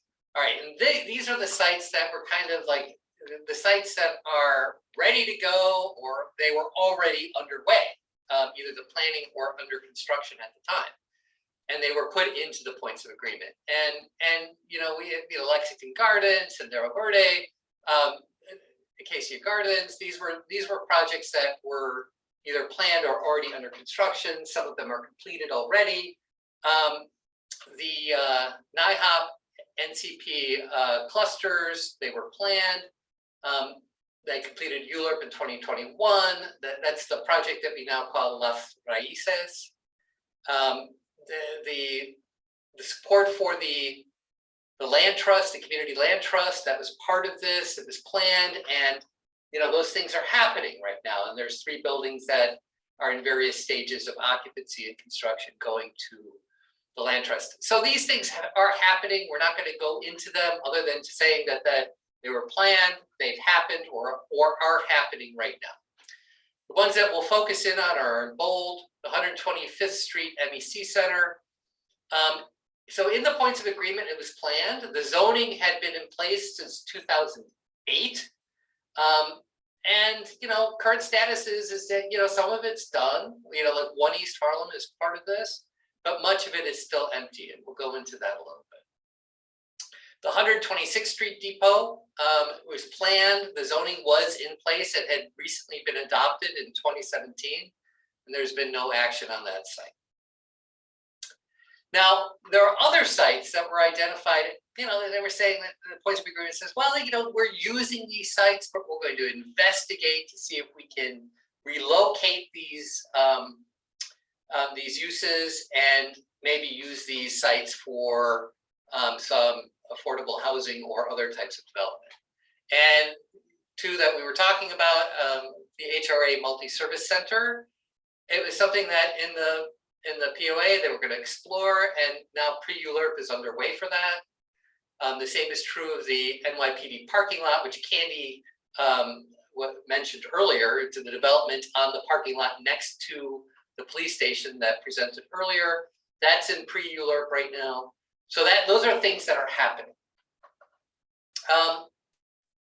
The other 2, which are in bold, the Urban Assembly School, there's been nothing there, and the DASNY 123rd Street parking lot, and there's been nothing there. And we'll again discuss the things in bold in some detail. So 125th Street MEC Center. So this area in the colored buildings here, it was all rezoned in 2008 to facilitate this major development, included hotel, office, residences, with mostly affordable housing, and then lots of commercial development as well. The site, these 2 blocks are mostly city-owned land, but it did involve taking some parcels via eminent domain. The condemnation process for taking those parcels and the financial crisis, it delayed any development on this site for many, many years. But there are things that are happening on this site. So 1 East Harlem, which is this building right here, this is an image of it in 2022. The Proton Center has also been developed. I consider this all MEC 125 because they were all done at the same time and they're city owned. Others may just consider that this block, but still, it's all of these things were happening at the same time. So, but this site, 126, 127 2nd Avenue, right here, it's still empty. This site between 126, 125 and 2nd Avenue, it's still empty. There's a small site next to the Proton Center, which is still empty, meaning no developments happening on any of these. Now, the city says in the tracker, MEC Center phase still continues to progress. I don't know where it is in that process. It's an EDC site, so it may be something that EDC or HPD can talk to. But it's been 5 years since the POA, and there's still some progress to be made. So 126th Street Bus Depot site, which is across the street. So this is 2nd Avenue, 1st Avenue, 126, 127. And I think everybody's seen this building. And for years it housed, it was a depot for the MTA buses. It was rezoned in 2017. And it was discovered around that time, or maybe slightly before, to have a pre-colonial, or I'm sorry, a colonial era African burial ground, and which is outlined in this color here, the rough edges of it. And it occupies a full block between, at this location. So when it was rezoned by EDC, it was planned for 1 million square feet of floor area. It's rezoned very high density with 50% affordable units, and substantial commercial, community facility, parking facilities. It's a massing model of of what was studied in the environmental review. The idea that burial ground would be left untouched and there'd be some sort of organization running and maintaining and teaching about what happened here at that time. But nothing has happened at this space. The bus facility is still there, and there's no real activity. Okay, Urban Assembly School site. So this is the school that occupies the full block between Madison Park, 127 and 128. This site was built in 1965 and it has no windows. No windows in any of the classrooms. Some of the lobbies have a window, but the classrooms, none of them have windows. And the East Harlem Neighborhood Plan called to rebuild and modernize the school facility on the site. But when it got rebuilt, there would also be housing to go along with it, either under it or next to it. And the idea is that because it's a city-owned site, much of that housing could be affordable housing. This plan has not moved forward at all, perhaps due to the difficulty of relocating the school, which is, this building is being used. Somebody is using this as a school, and to actually redevelop the site, it would have to move. Okay, so let's talk about the 123rd Street parking lot, which is the DASNY parking lot. It's between Lexington and 3rd Avenue. It's a collection of several individual lots. The spaces are occupied by, it's a parking lot, but it's mostly the vehicles of the sanitation department, but it's also a mix of employees' cars. They park here as well. It's not fully utilized by just sanitation vehicles. It's often used by the workers themselves. The idea was that this was considered a pretty prime site for redevelopment because it's a surface parking lot, right? And the lot cleaning unit, which was a division of Department of Sanitation, which is essentially a unit that goes around and to clean vacant lots. It was also located in a building next to this site.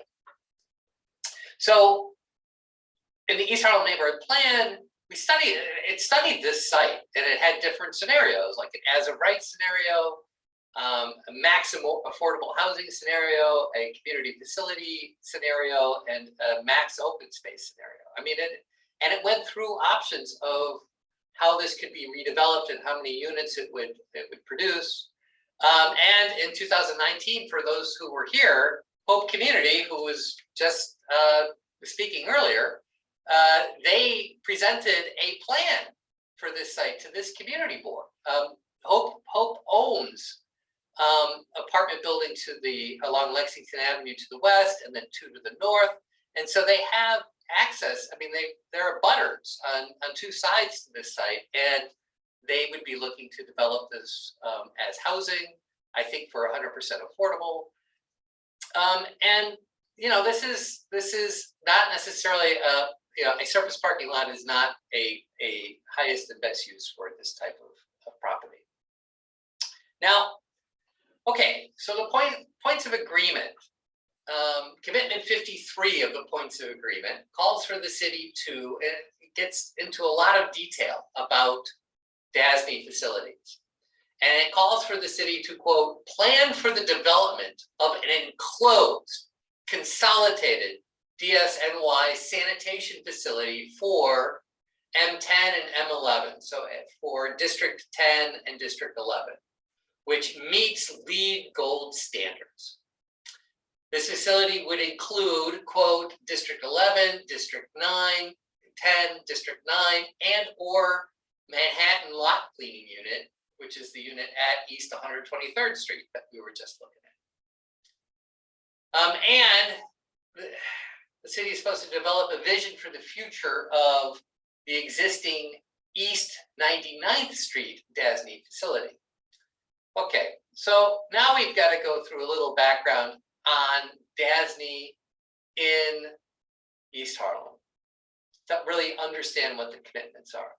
So Can I right ask for a now, point of clarification, George? I'm sorry, Yeah. DASNY and DSNY are I'm two sorry. different authorities. Dormitory sorry, Authority of the State of New York is DASNY and DSNY is the Department of Sanitation of the City of New York, correct? thank you. Yeah. I put a vowel sound in there too, but you're right. It is Department of Sanitation of New York. And if I said DASNY, that's what I always meant, was Department of Sanitation of New York. Thank you for the clarification, Jessica. Okay. Sorry to be out of order. No, I don't know. Okay, buddy. In addition to, so right now there are two garages, sanitation garages in East Harlem. One for CD11, one for CD10. The one in CD10 is at 131st Street, Park Avenue. This one is at 99th Street, First Avenue. And that's in addition to the lot cleaning. Okay, the CD11 garage is a disaster. It's a wreck. I don't think that the trucks can even still go into it right now. The top floor is like their museum. Storage is on the streets. They have these lots on First Avenue, which are just open storage. You know, it's also a terrible location for this use. It's on a narrow street. It's across from Metropolitan Hospital. It's in a residential district adjacent to residential buildings. The building itself is controlled by Health and Hospitals, not DSNY.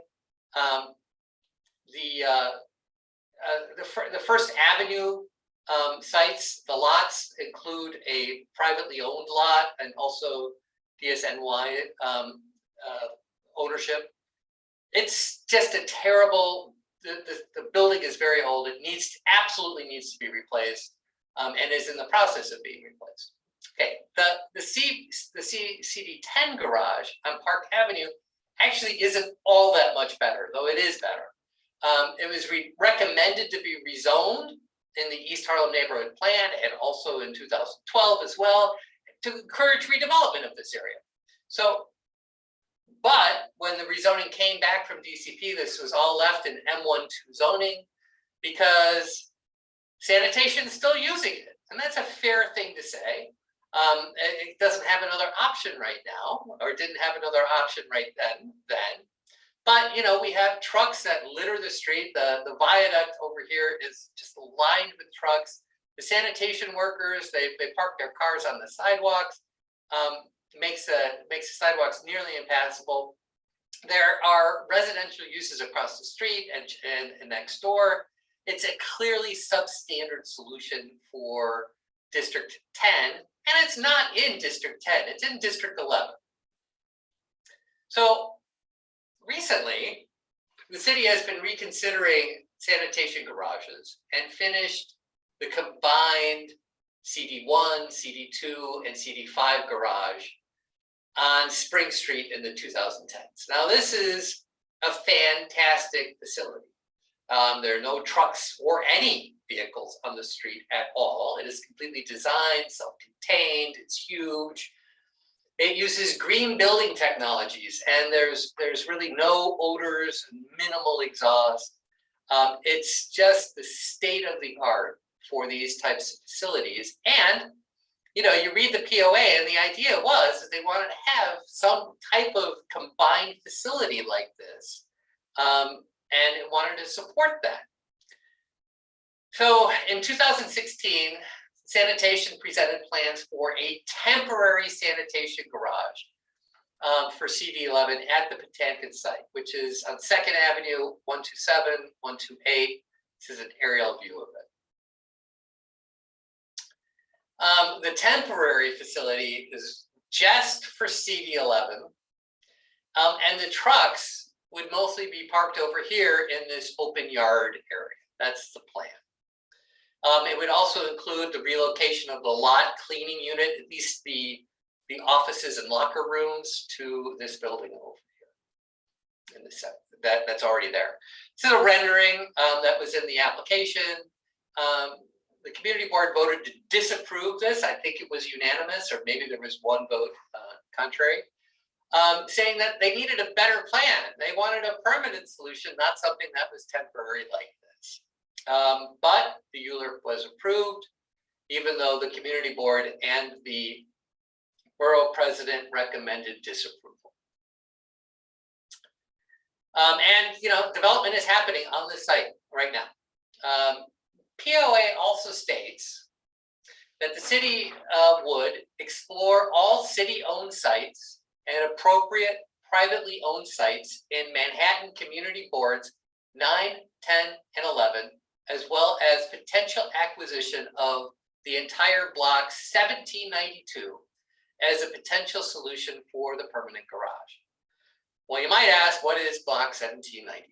Well, 1792 is the Potamkin site. It's exactly where the temporary garage is going. And right now, the Potamkin site, it's named that way because it's who owns the site. There was an auto dealership here for many years called the Potamkin Auto Group. They own the site. It's been closed for a number of years. This portion of it is leased to Accessoride. This portion is now leased to sanitation.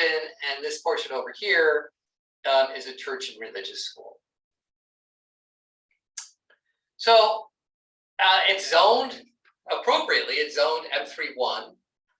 The urban renewal plan that covers this limits the uses to M1 uses, which is the lighter activity, lighter industrial uses. The western part is 21,000 square feet. That's the part that's owned by the church, which is zoned for R72 for residential uses. The 3 lots that are controlled by Potamkin, they're a single zoning lot that's 101,000 square feet, which is 20,000 square feet bigger than the Spring Street site. The site I showed earlier, that's the state of the art in sanitation. This doesn't actually matter, but I just like to point out the city provided the land to Potamkin in 2003 for like $1, $10, something like that, and the promise that they would build and operate a car dealership, which they did, right? They operated it for more than the minimum they had to. So they met their part of the bargain. But it's one of these things where, we do things as a city for one reason, and then down the road, sometimes I think we regret those decisions. And because, we're now leasing back, the city is now leasing back land that they sold for a song in 2003. And the development of the temporary garage is well underway. And here's their ZD1, which was approved in 2019. The idea is that this was an open yard, but they're now enclosing a portion of it right here, 1 story on the open part. The sanitation would control this part. And again, Accessoride would control that part. And in my opinion, I gotta say that if it's not clear now, that the sanitation garage fails to meet the letter and the spirit of the commitments made in the points of agreement. And I keep saying quote unquote temporary because it's looking to be permanent. Or at the very least, a very long-term solution. There are no other sites, as far as we're aware, that are being investigated for a permanent location. This is it.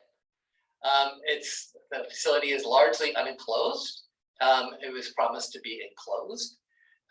It's only houses the CD11 garage. There's no solution for CD10, and there's substandard garage that is in CD11. Reportedly, the office and locker rooms for the lot cleaning unit will be relocated here, but sanitation still wants to control the 123rd Street site for parking. They don't want to give it up. The goal of the Spring Street style garage appears to have been abandoned. Sanitation also wants to keep the lots on First Avenue. This is what they've told the working group that's essentially overseeing this. They want to keep the lots on First Avenue near the 99th Street site because they're worried that their new temporary facility won't be big enough to hold all of their equipment.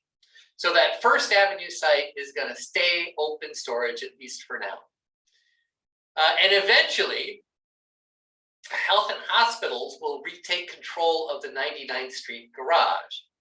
They have indicated that they have no intention of relinquishing control of the site, but they have not made any plans of their plans for the site public. But they want to keep it, but they don't want to say what they want to use it for. So what's the, you know, what does this all boil down to? So the sanitation sites, these are the three. They are, excluding the Potemkin site, all told, they're about 89,000 square feet. Now, these sites were largely left out of the East Harlem rezoning. They were omitted, like the school site was, with the idea that they would be rezoned later if a development proposal were to go forward on them. So with a rezoning, these sites could produce up to 800 or maybe even up to 900 units of housing. Presumably all of which would be affordable because they are city owned. The idea was to leverage city owned properties for affordable housing. And none of that's going to happen, or at least none of it's going to happen anytime soon if sanitation keeps their plans.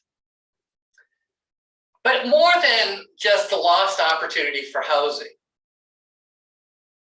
the community district has been given another sanitation garage. Yes, it replaces this building over here, but there's little or no change to the sanitation properties in the district. So one of the benefits of getting the garage was that you could actually do something with this site on First Avenue other than open storage, which is what's going to happen going forward. You can do something on this site over here on 127th Street other than open storage, but that's not what the plan is. And you could have some sort of solution to the 10 garage and all of the trucks underneath the viaduct, which is an impediment to redevelopment of Upper Park Avenue.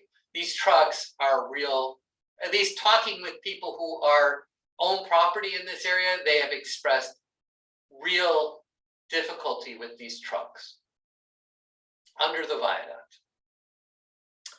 So in sum, most of the development sites identified in the POA are moving. Some are moving slowly, like the MEC, but most are moving. The exceptions are the enormous 126th Street bus garage site, the Park Avenue School, which is still being used as a school, and the sanitation sites. Okay, and then finally, this discussion was a discussion of exactly 4 of the 57 commitments made in the POA. If you're interested in topics other than land use and housing, I encourage you, and even housing, there are some housing issues about, essentially more process-related housing issues that don't have to do with land use that are in there. And I encourage you to review the commitments. I encourage you to look at the tracker to see how the city is grading itself. And if the investments haven't been made, or if they haven't been made, or if they've been made in substandard manner, the POA is leverage. It's leverage to help you get those improvements done by saying, hey, you promised us in exchange for this rezoning to do this. And if they haven't, that's a real failure. So that's all I have. I hope if there are questions, I'm glad to hear them. I hope the board is able to have a discussion. Thank you, George. As always, outstanding presentation and a great way to kick off the year. Not really a question, just a standard recommendation. When you get a chance, send us the presentation. Of course. I know you just presented it. Just for the body, that's standard practice. I promise you, we send everything that's presented is public. You get to see it on YouTube if you want later on. But given practice today, unless the presenter doesn't send it to us, our staff is outstanding at making sure that we get it and or post it on the website. So that's just protocol moving forward. If there are any questions, there was a lot said here. So yeah. I would not try to spend the next 2 hours trying to summarize what George gave us, which was over 10 years worth of work. But, you know, if you got a question that sticks out, this is going to be a big discussion. Those of you that are familiar with my practice, I'm a project manager. Tracking is something that I love to do. So when having discussions with George and Angel previously, I was really interested, even from when I was the chair of district needs, about what was being done. And this was prior to the new mayor's administration, right? Which now we, you know, he gave you the facts. The concern that we obviously have is politics, right? Change of administrations, change of people that made the commitments, elected officials. You've been told right here, you got elected officials that are voting against the grain of what this board presented in front of them, right, through a particular ULIP action that we voted against. And, you know, when it got to city council, they still approved it. So there's accountability that needs to be had. My request, George and Angel, with an effort with myself and our vice chair, which I'll get to when we get past presentations, we'll announce the vice chair, we'll show love to the new members, and hopefully close at a good cause at that point. But just simply put, if we could get, you probably showed it already, forgive me when I was, but I know if we could get just a summary matrix that shows those 53 commit. I know I'm not actually to write out the commit. I know it's a homework process, but just something like an index that kind of just hits it off. And then that way, that's something we could track. We have a lot of cross-committee collaboration on this committee already. That's a pretty word for, you know, we love to coordinate and collaborate, not only in our meetings, but of course, as constituents in the district, such as the one that Jessica brought up earlier with urban planning in the community. So yeah, if we could get, you probably, that's what I'm saying. I know that there was a matrix many moons ago. He shared the website. You're gonna get the presentation. I encourage you to digest this. Just to give you some concept with timeline, you only have until November to understand this. So, you know, you'll have my phone number, you have the email address, the board is open, George is open.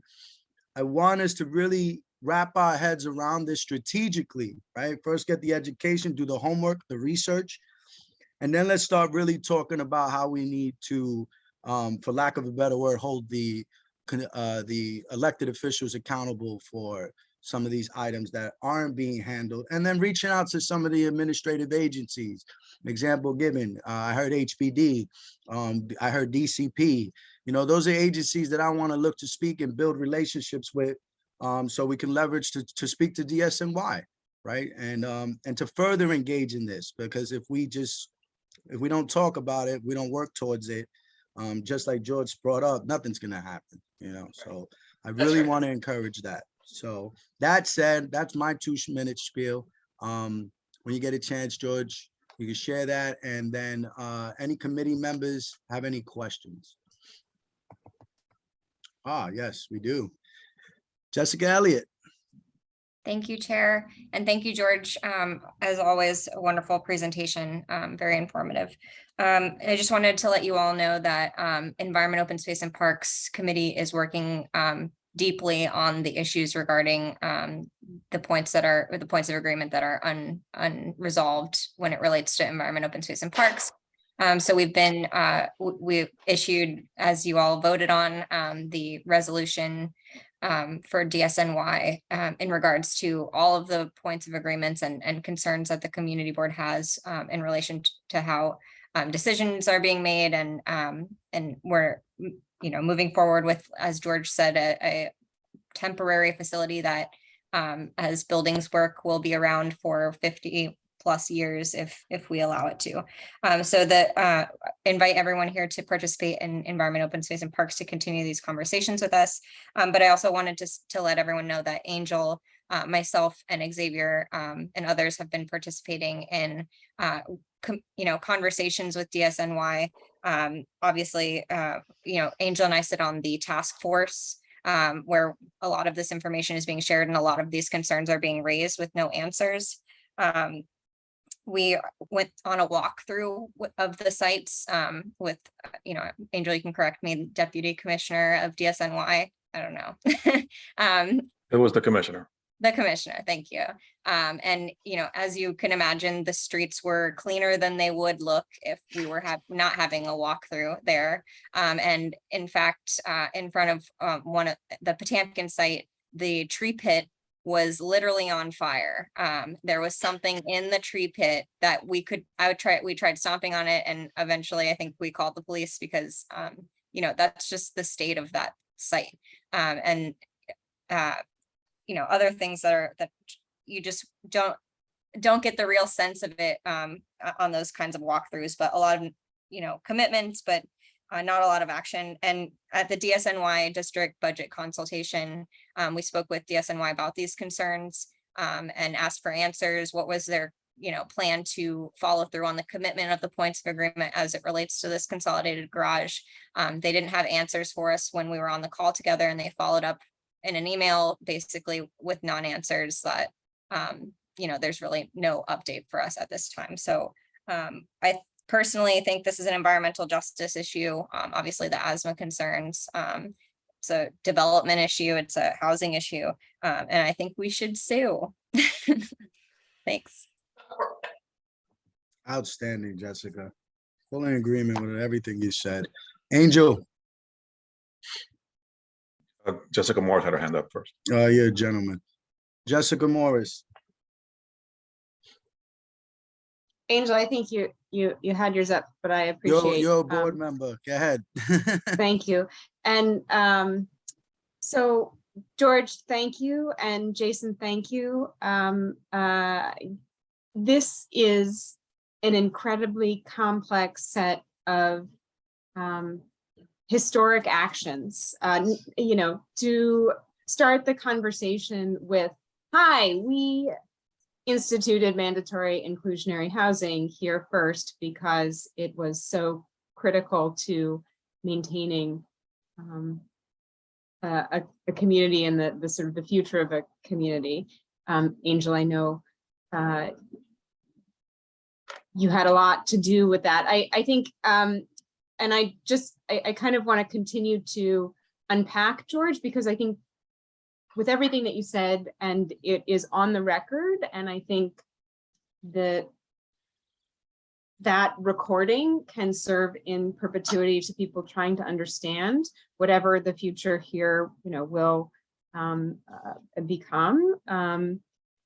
A couple things that were not included that are a part of these considerations, and an omission that I believe shortly before the pandemic, HPD came and requested a 40-year renewal of their control of the MEC sites, 40 years to do what they have to do. So they could do nothing for 35, and that essentially would be fine relative to, and I'll just start from the beginning. So my question was, what are the grounds that need to be in place in order for a community to sue the city for mismanagement? You know, I asked that, she said it first, I can say now, and we're not in cahoots, though we both are named Jessica. Let me jump in, Jessica. But I'm not serious about that so much. But since it's a legitimate concern, and it's something that it's strategy, it definitely will talk about it, we'll have discussion, but that's being said, you know, it's definitely something that I'm entertaining to discuss at the executive and or level to get it to see what's that stance. I don't think I guess I don't want to put us in a position of having that discussion necessarily at this stage while we're still trying to figure out the challenges that are at hand, if that makes sense. Yeah, I think there are more proactive things to do before you get to that point. And I just want to run through. Can I just say one thing about what you just said, though? Just the borough president in Community District 8 sued the mayor's office over a mayoral zoning override, where he signed a piece of paper and said that that a project did not have to follow zoning. And so if you do something like that, and it was very effective because the city withdrew it, and if you do something like that, I encourage you to reach out to the borough president's office, because they could be wonderful partners in something like that. And they would have more resources and more knowledge and all that. Thank you. And I'll run through. So Health and Hospitals, Metropolitan Hospital has stated a number of times when I've inquired with them informally that they have no master plan. MEC has stalled. The gas station is a chip in that game that is not going anywhere. There is a privately owned lot in the middle of 99th Street with Health and Hospitals property surrounding it. Mount Sinai, on the other hand, is just on the other side of the tracks in this end of the district, is doing a master plan exercise with intent to invest capital dollars. The ECF project that we heard about before we recessed has done away with the schools part of it to pile on the urban assembly schools with no windows condition of learning in East Harlem. And, you know, I think that it adds up to a very serious hamstrung condition for future development of generations of kids who live here, right?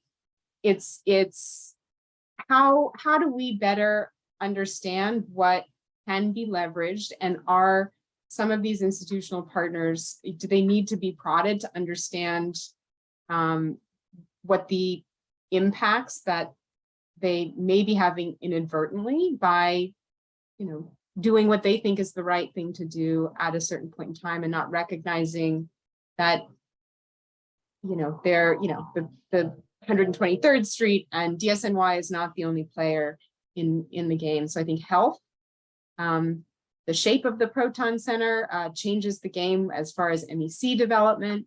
And you know where it's all connected? Sorry, and then I will stop. You know where it's all connected? Via the Esplanade, where you cannot get from one point of our district to the other, and have not been able to for perhaps decades. I don't know how long. So, you know, I would say that is a public health crime, and there are so many more injustices at play in either mismanagement or non-communication through administrative changeover. There's, and I think with, you know, the West Side proposing to sort of run a bike lane up, you know, 9A, there are open ears in government now to hear, oh gosh, how agency level action seems to be at a standstill always. So what are the levers we have to be able to engage in conversations that can encourage institutional partners to take ownership where they need to, and perhaps find solutions that can solve these difficult challenges related to schools and promises that are not able to be kept because of actions, in some cases by those beyond our district lines. Oh, so my question is, what type of proactivity can we as a board do? This is a first step. Understand the problem. This is the tip of the iceberg.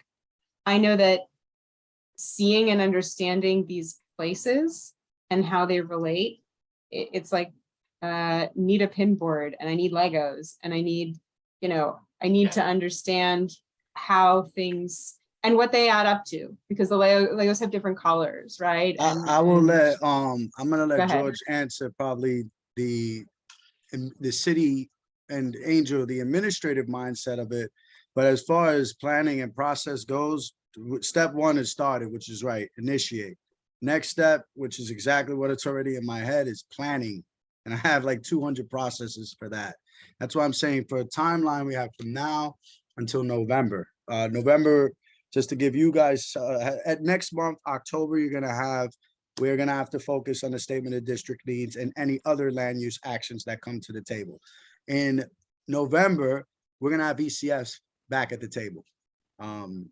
So far, that's what it looks like, just to give you guys a mindset of what we're projecting a schedule. I don't need to tell or preach to anyone what happens in December. You all commit to be here, I won't see you.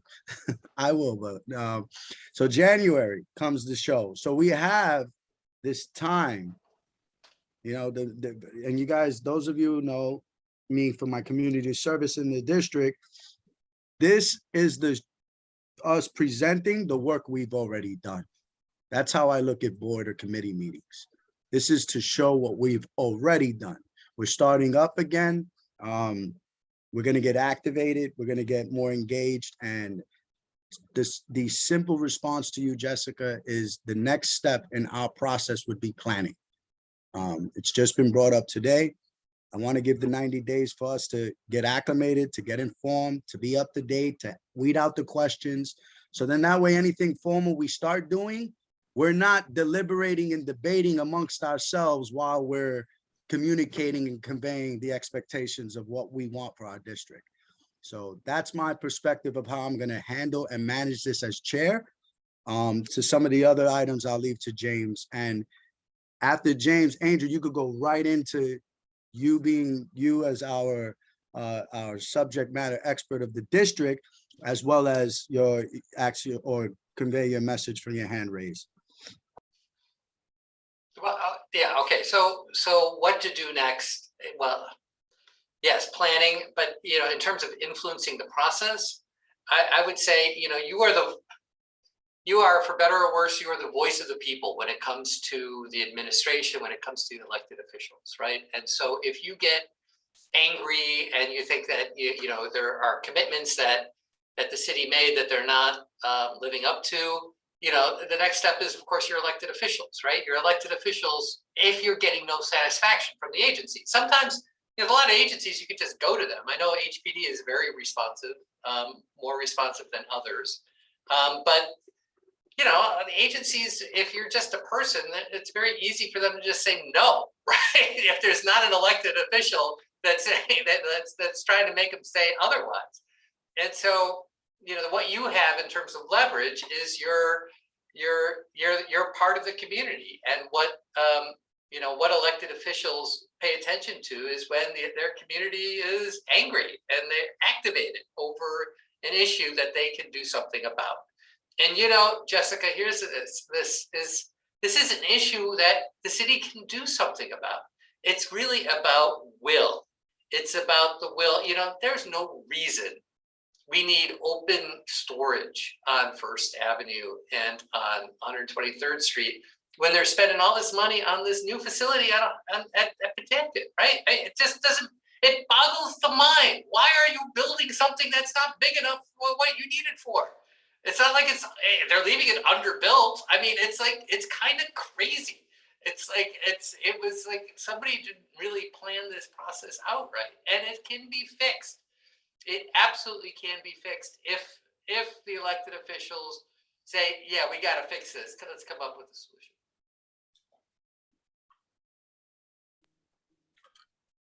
So, yeah, so I'm going to start with the sanitation stuff, but then focus on why I kind of asked George to talk about this tonight to this committee.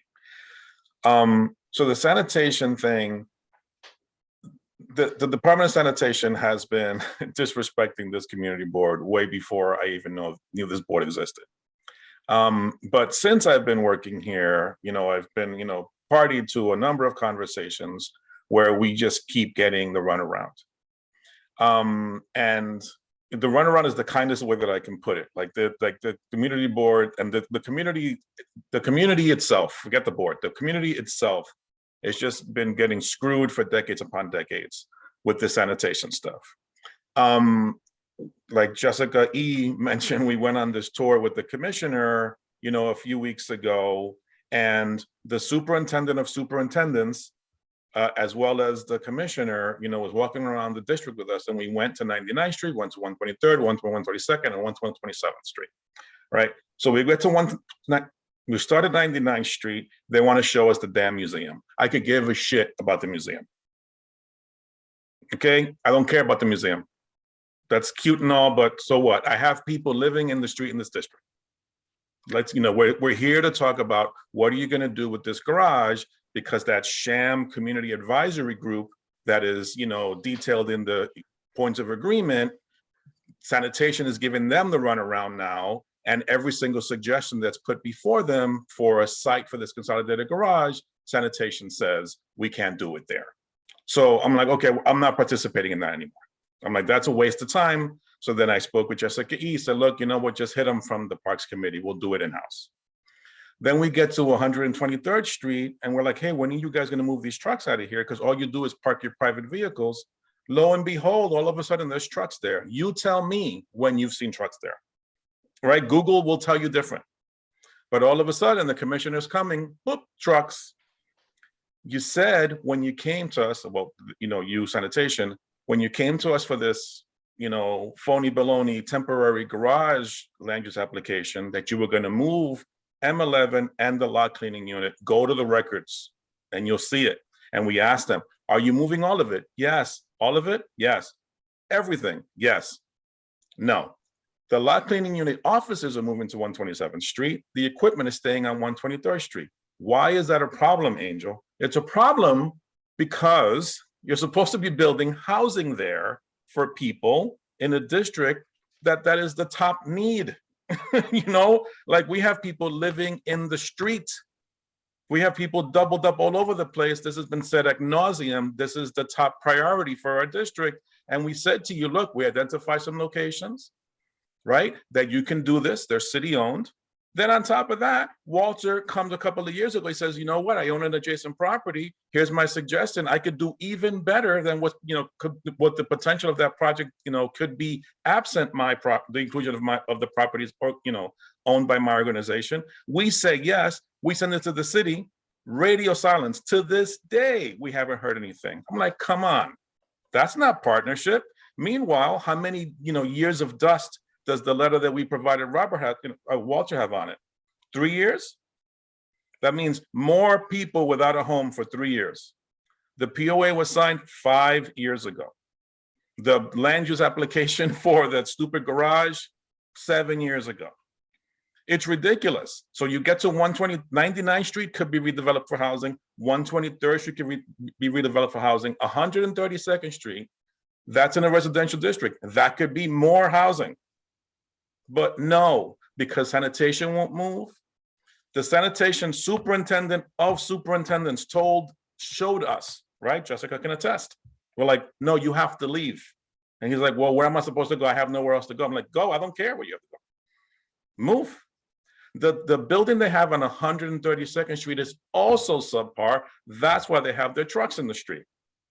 And the Department of Sanitation refuses to take responsibility for finding somewhere feasible for the building of that garage. And why do we keep coming around to this damn garage? Because if you did that the way that we asked you to do it, you'd free up 99th Street, 123rd Street, 132nd Street, and 127th Street. And we can get some housing there for our people. Instead, we keep getting this runaround. And my concern for East Harlem is that now it's 5 years, de Blasio's long gone. Maybe it's not a priority for Eric Adams. Maybe he finds another thing to occupy his attention, another priority. And meanwhile, the need continues and continues and continues, right? Why do we have all these social ills afflicting our neighborhood? Is because all of this disinvestment, and now you're repeating it. You're repeating it. You're not choosing to invest, but you're getting all your little press conferences and all that nonsense. Meanwhile, the people in the district that are trying to do the work, the people that are trying to live here, are suffering and suffering and suffering. An organization, we say, we're the community board. We've gathered all these people to have this conversation. We identified a local community partner that's been doing work here, helping people, saving people's lives for decades. Please do this project with them, with the endorsement of the local council member. And no, not even a response, not even like, it's complicated, we're not ready, we don't have the money. Nothing, no response. We send a letter from the Parks Committee, from the Environment, Open Spaces Parks Committee, to sanitation, like, hey, what's the update on these garages? Nothing. We have the budget consultation with them for like the 5th year in a row. What's the deal with the permanent garage? Nothing. But they want to show off their shiny thing on Spring Street. I could care less about Spring Street. I don't even remember where Spring Street is. I'm busy in East Harlem. That's why I asked George to bring this back up. I'm like, because, you know, the sanitation garage, Jessica got that handled. However, related to that is all this housing development that could happen. And that's the purview of this committee. You know, in addition to the other commitments, right, that were, you know, pushed from the CB11 perspective, you know, via this committee, right? Like how responsive is the city, you know, being, and not how responsive and how, like, I'm glad George said, you know, that they're judging themselves because they double count, right? So there were units that were approved by Bloomberg that de Blasio was taking credit from. It's hilarious. Like, I'm not going to stay up at night because at the end of the day, we have the units, but like, that's what they're going to do. They're going to, oh yeah, no, the last guy did it, or I did it. Or they're going to take credit. Meanwhile, they're playing political games where people are suffering, right? And like, you walk around the neighborhood, like there's, you know, there is an explanation for all of that, you know, and a lot of it has to do with people don't have a safe place to live. People don't have a healthy place to live. Meanwhile, we're playing all these little games instead of meeting your commitments. At the end of the day, it's very clear commitment. That means we gave you an upzoning, you give us investment in our community. Where's the investment part? Don't tell me you did MIH. I'm like, I know you did MIH. I understand that. We proposed that you do it because otherwise, before it was voluntary. We proposed you do that in exchange for those units. Now we mapped it across the whole district. You're supposed to do more investment. Where is it? Right? And on those commitments, the city is withholding doing it. They talk a good game, but they're not doing it. And that's the beef that I have for our district. I'm like, that's beyond messed up. Don't show me a shiny new building. The developer is going to build anyway. The only thing we're getting out of the developer is that we're now extracting affordable units, right? But you get out of his way, he's going to build. If there's a market demand, he's going to build, right? Like, what about this other stuff? You're not doing it. And that's, you know, anyway, I'm going around in circles, getting passionate about it, but that's my beef, right? We got Walter Roberts on the line. He's been doing this stuff forever and a day.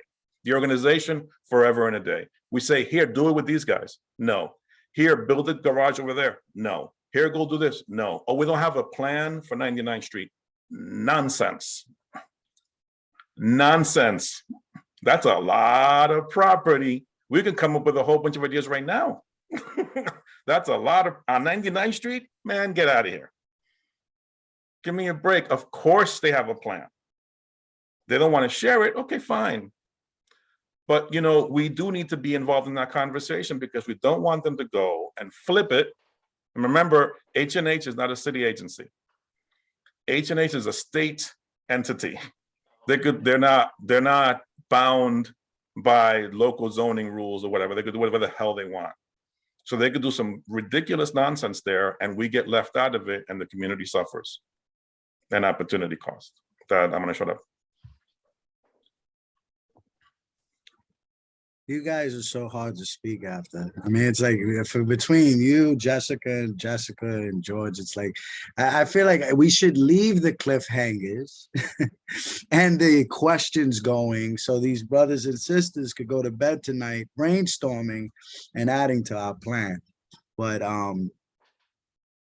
I agree overall on all the sentiments said, both personally and professionally. I mean, it's ludicrous. We're all, you know, active, engaged participants of this system. And, you know, we should be taken very, very seriously. And I think George and Angel have pretty much provided the necessary encouragement for us to activate and do what we do as advocates for this district. I love that the information provided by both our Jessicas kind of give context of how we can start looking to initiate. I mean, I wrote this whole pretty thing in the chat, but you know, those of you who have, if you ever see me on TV, I'm the first one that says don't use the chat unless it's to be informative. And it's just, I want us to think, process process, plan, protocol, right? And set our procedures up so then that way I'm not too concerned with mobilizing and organizing this district. We've done it in more ways than ones in the past. I am concerned with us not, for lack of a better word, being ready at the table. It's usually been the challenge in my past experience as a board member, as a leader of this board. And I would just really encourage, that's what some of my interest of joining land use was, for nothing else than to give us structure and to focus on a way of how we can start tackling some of these challenges that have been evident for years. Like the first thing I think of off the bat, just again to cliffhanger more, is for every item they committed to and then they took away that we don't know about. I sent you guys some websites, but George is awesome where he's been watching it, because little by little, as time progresses, they remove something off the website. They say, you know, like George said, 56 items, you know, and it gets meticulous when you start thinking about the revenue, you start thinking about the finance. And then at the end of the day, we can't provide the necessary education in our district. Some of you who were here last year were told by the Department of Education how a school hasn't been built in your community for 50 years, but they're building 4 new jails right now as we speak, right? Effortless. But in your district, for your kids or those future kids, we can't get an educated facility. We're even being told after we make an agreement, yeah, we're gonna give you 2 new schools, all this great space. Inflation. We can't build the schools.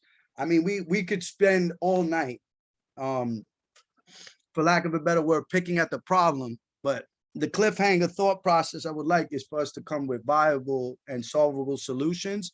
I agree with George. Our elected officials are engaged. They have made commitments to be a part of this process. They're not far removed. Our state assembly, forgive me, is now the deputy governor, who works hand in hand with Eric Adams. For those who aren't familiar, Adams was all in East Harlem looking for the Spanish vote when he was going to get elected, right?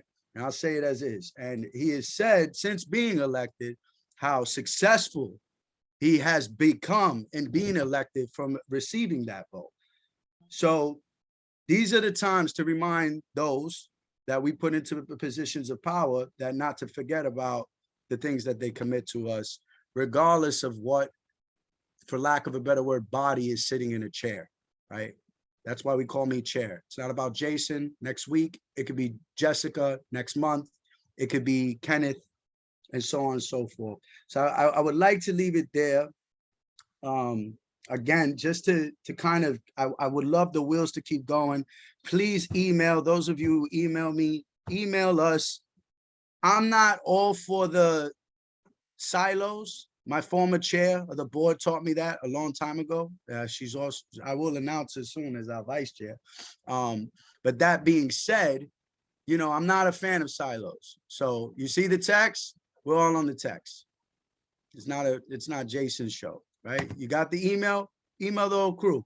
The arguing, and I guess I guess the nice way to say how to play in the sandbox, when it starts, the debates, let's leave it off the floor. Let's be informative. Let's provide substance. And then most importantly, let's come to terms with the plan. Let's be smart, specific, measurable, accurate, realistic. I gave you a timeline. It's not fake. The only thing that's fake is your service, for lack of a better word, for you not being able to perform and activate, so then that way we can engage the physical work that necessarily needs to be done. Because this conversation, personally, I've been having it since I was a board member. And this is my last term.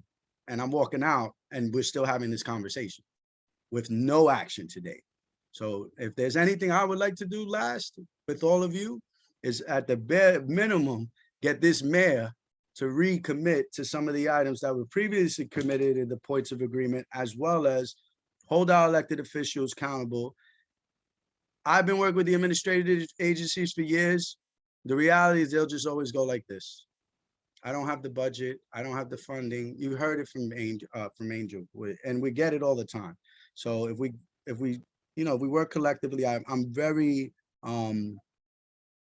it's belief. I have faith that we'll definitely be able to get the work done. Jessica. Thank you, Jason. I'll be quick. I just want to acknowledge Housing Our Neighbors, a blueprint for housing and homelessness, is the mayor's housing platform. And I also want to acknowledge from the beginning of our meeting, the conversations that will be happening regarding zoning for economic opportunity and zoning for housing opportunity that we'll be engaging in this year session, whatever we call our cohort right now. That will be on the agenda. So I think with those two things and our understanding of the problem set, that's a little bit of leverage to continue to take to various tables. As always, Jessica, you're the best. You tend to constantly be able to assist us in being able to figure out next steps. So I appreciate the information. I'm going to reach out to you again after this to get those two names. I wrote one of them down. I don't see any other hands. The last two items are a little bit more informational purposes. There is the item for the statement of district needs. I think October is going to be a real, nevertheless, I'm making an executive decision where it's going on 9:30. You've been here since 6:30. We're tabling the last two items for next October. That doesn't take away from you reviewing the survey that has already been effortlessly done for you, right? Through the service work of our district manager and Not next October, Jason. That's a long table. It's next month, no? Oh, next teasing you October. because Yeah, you said you got me. I'm just messing with you. trying to, yeah, I'm with you. Because if not, we're going to be here for another 2 hours. So just to give some substance, the SDN conversation we can have next month, just for those that are interested, those of you who have already been here, you know, we can figure this out in minutes. You know, between me and Nil, and again, because I want to get to the announcement part, the last announcement to close out. And then the eminent domain, I'm going to ask you, Jessica, that we're tabling that to November. I would like for you to work with Angel, myself, George, and some of the other members, which I promise you I'll be calling you to motivate you. So that way we can engage in that conversation as well, because we've had some new information that's, you know me, I'm transparent. ECF just came back. They're coming with Avalon. They have all these great things to talk about. Let's hear them out, right? And then we can strategize on some proposals. And that takes care of those two last items on the agenda, unless you guys object. I see no purpose to hold this any further. Beverly, oh, there we go. Beverly Pabon.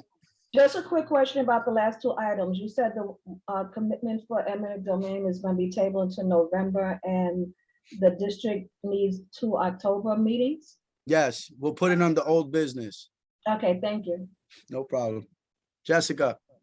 I just want to acknowledge that my eminent domain question came out of the sort of quagmire, the sort of came out of what George kind of just described. These two kind of key big pieces of land that have little pieces that are stopping things from happening.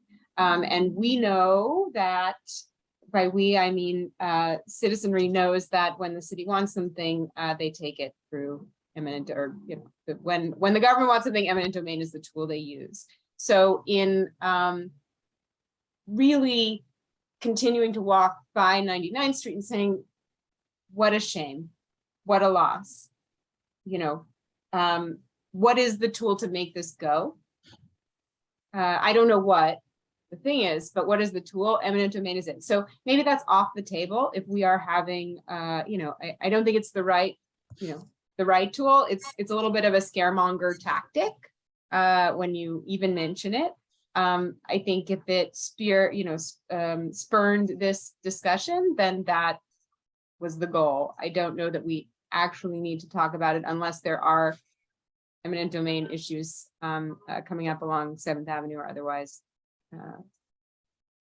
I promise you I'll find purpose for it, Jessica. We're definitely going to table it to November though, but because I do agree it's a tactic and I don't want to dismiss it in any fashion, specifically because of what was brought up today, but more importantly because for some of us that weren't here back in May, I'd encourage you to check the YouTube video out just to understand the ECF and the Avalon project. It becomes very cumbersome, but the longer the short of it, that's pretty much where that term came up. And nevertheless, I don't want to dismiss it. But I appreciate your encouragement towards such. Angel. Just a quick thing in terms of like follow-up and continuation on getting answers for the POA. I think we need to get the Department of City Planning in here. Ideally somebody in top leadership, like Jose, who's, regularly attends our meetings is great in that regard.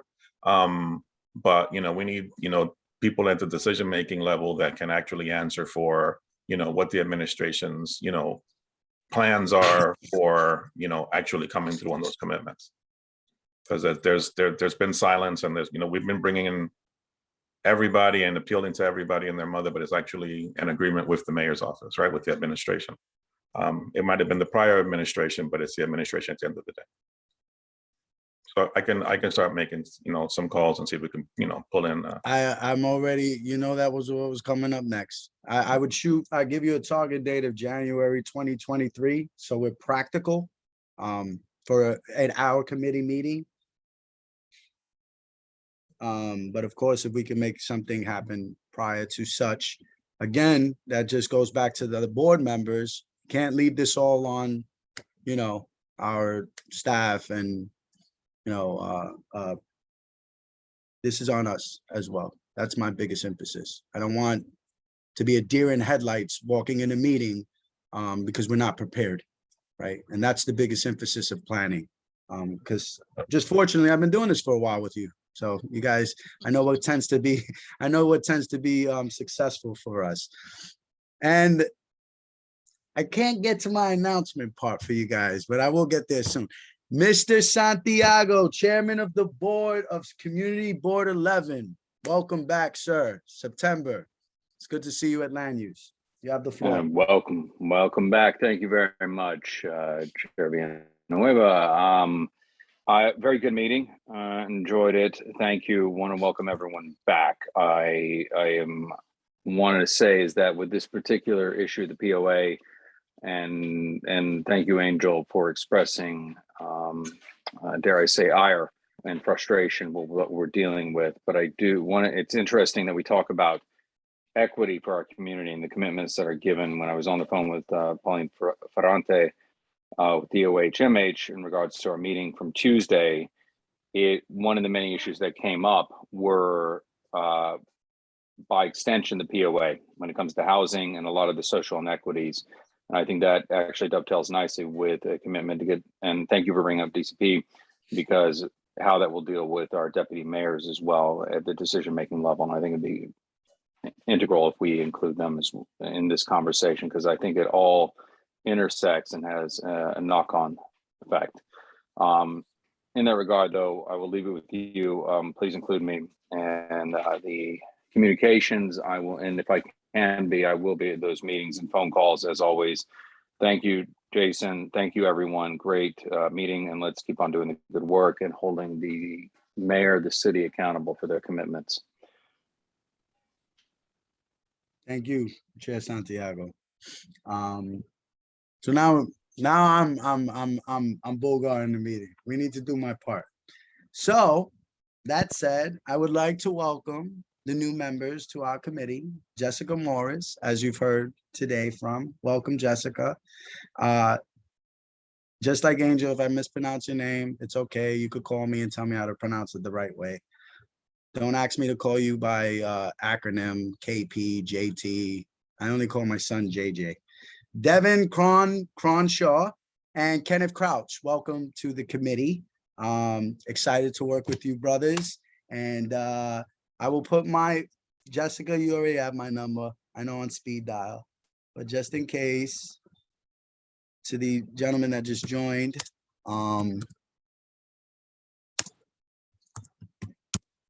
just don't call me past a certain time and I promise you won't get blocked. And finally, I would like to welcome and congratulate Nilsa Orama, the former Community Board 11 chair, has so graciously volunteered to serve as our vice chair for this committee. I mean, we just got Jordan you know, Yeah, for those right. that like basketball. We just got Michael Jordan up in the house. Go ahead, Nilsa, please, please. Welcome. Wow. So excited you're a part of the team. Thank you, Jason. I can't begin to tell you. I'm sorry, I don't know why my video doesn't come up, but it's been an honor and a privilege to work with Jason since he's first joined the board. And I know I've heard all of your comments tonight, and I've seen past meetings, and I am so impressed with the level of depth and knowledge from George Janes, our our land use expert extraordinaire, and Angel, whose passion has always been for this community. I am so excited to be on a committee whose leadership cares so much about the community, and that the partners that we have on the table around the board will help us to get what this community so richly deserves.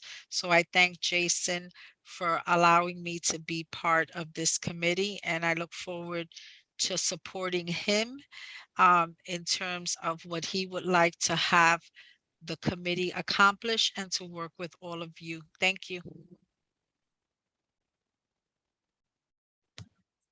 Mic drop. I've been wanting to do that all day. So it's late. It's been 3 hours. If there's no objections, I'm adjourning the meeting at 9:29 p.m. You have my phone number. I'll be up for an hour for those that want to have post discussions or any questions or clarities. New members, I already have your phone numbers. I will be reaching out to you. Old members, I will be calling you repeatedly to ensure that we get present. And I know some are concerned with being in present, and that's something we could definitely have a continued conversation with, but I am excited and can't wait to see your faces. So I look forward to that in October. So that being said, meeting's adjourned. I appreciate you all for sharing your time today. Good night, folks. Good night, all. Right. The telephone invitation does not extend to me. Don't call me. Good night, everybody. One night, everybody. hour. Good night, all. Good night.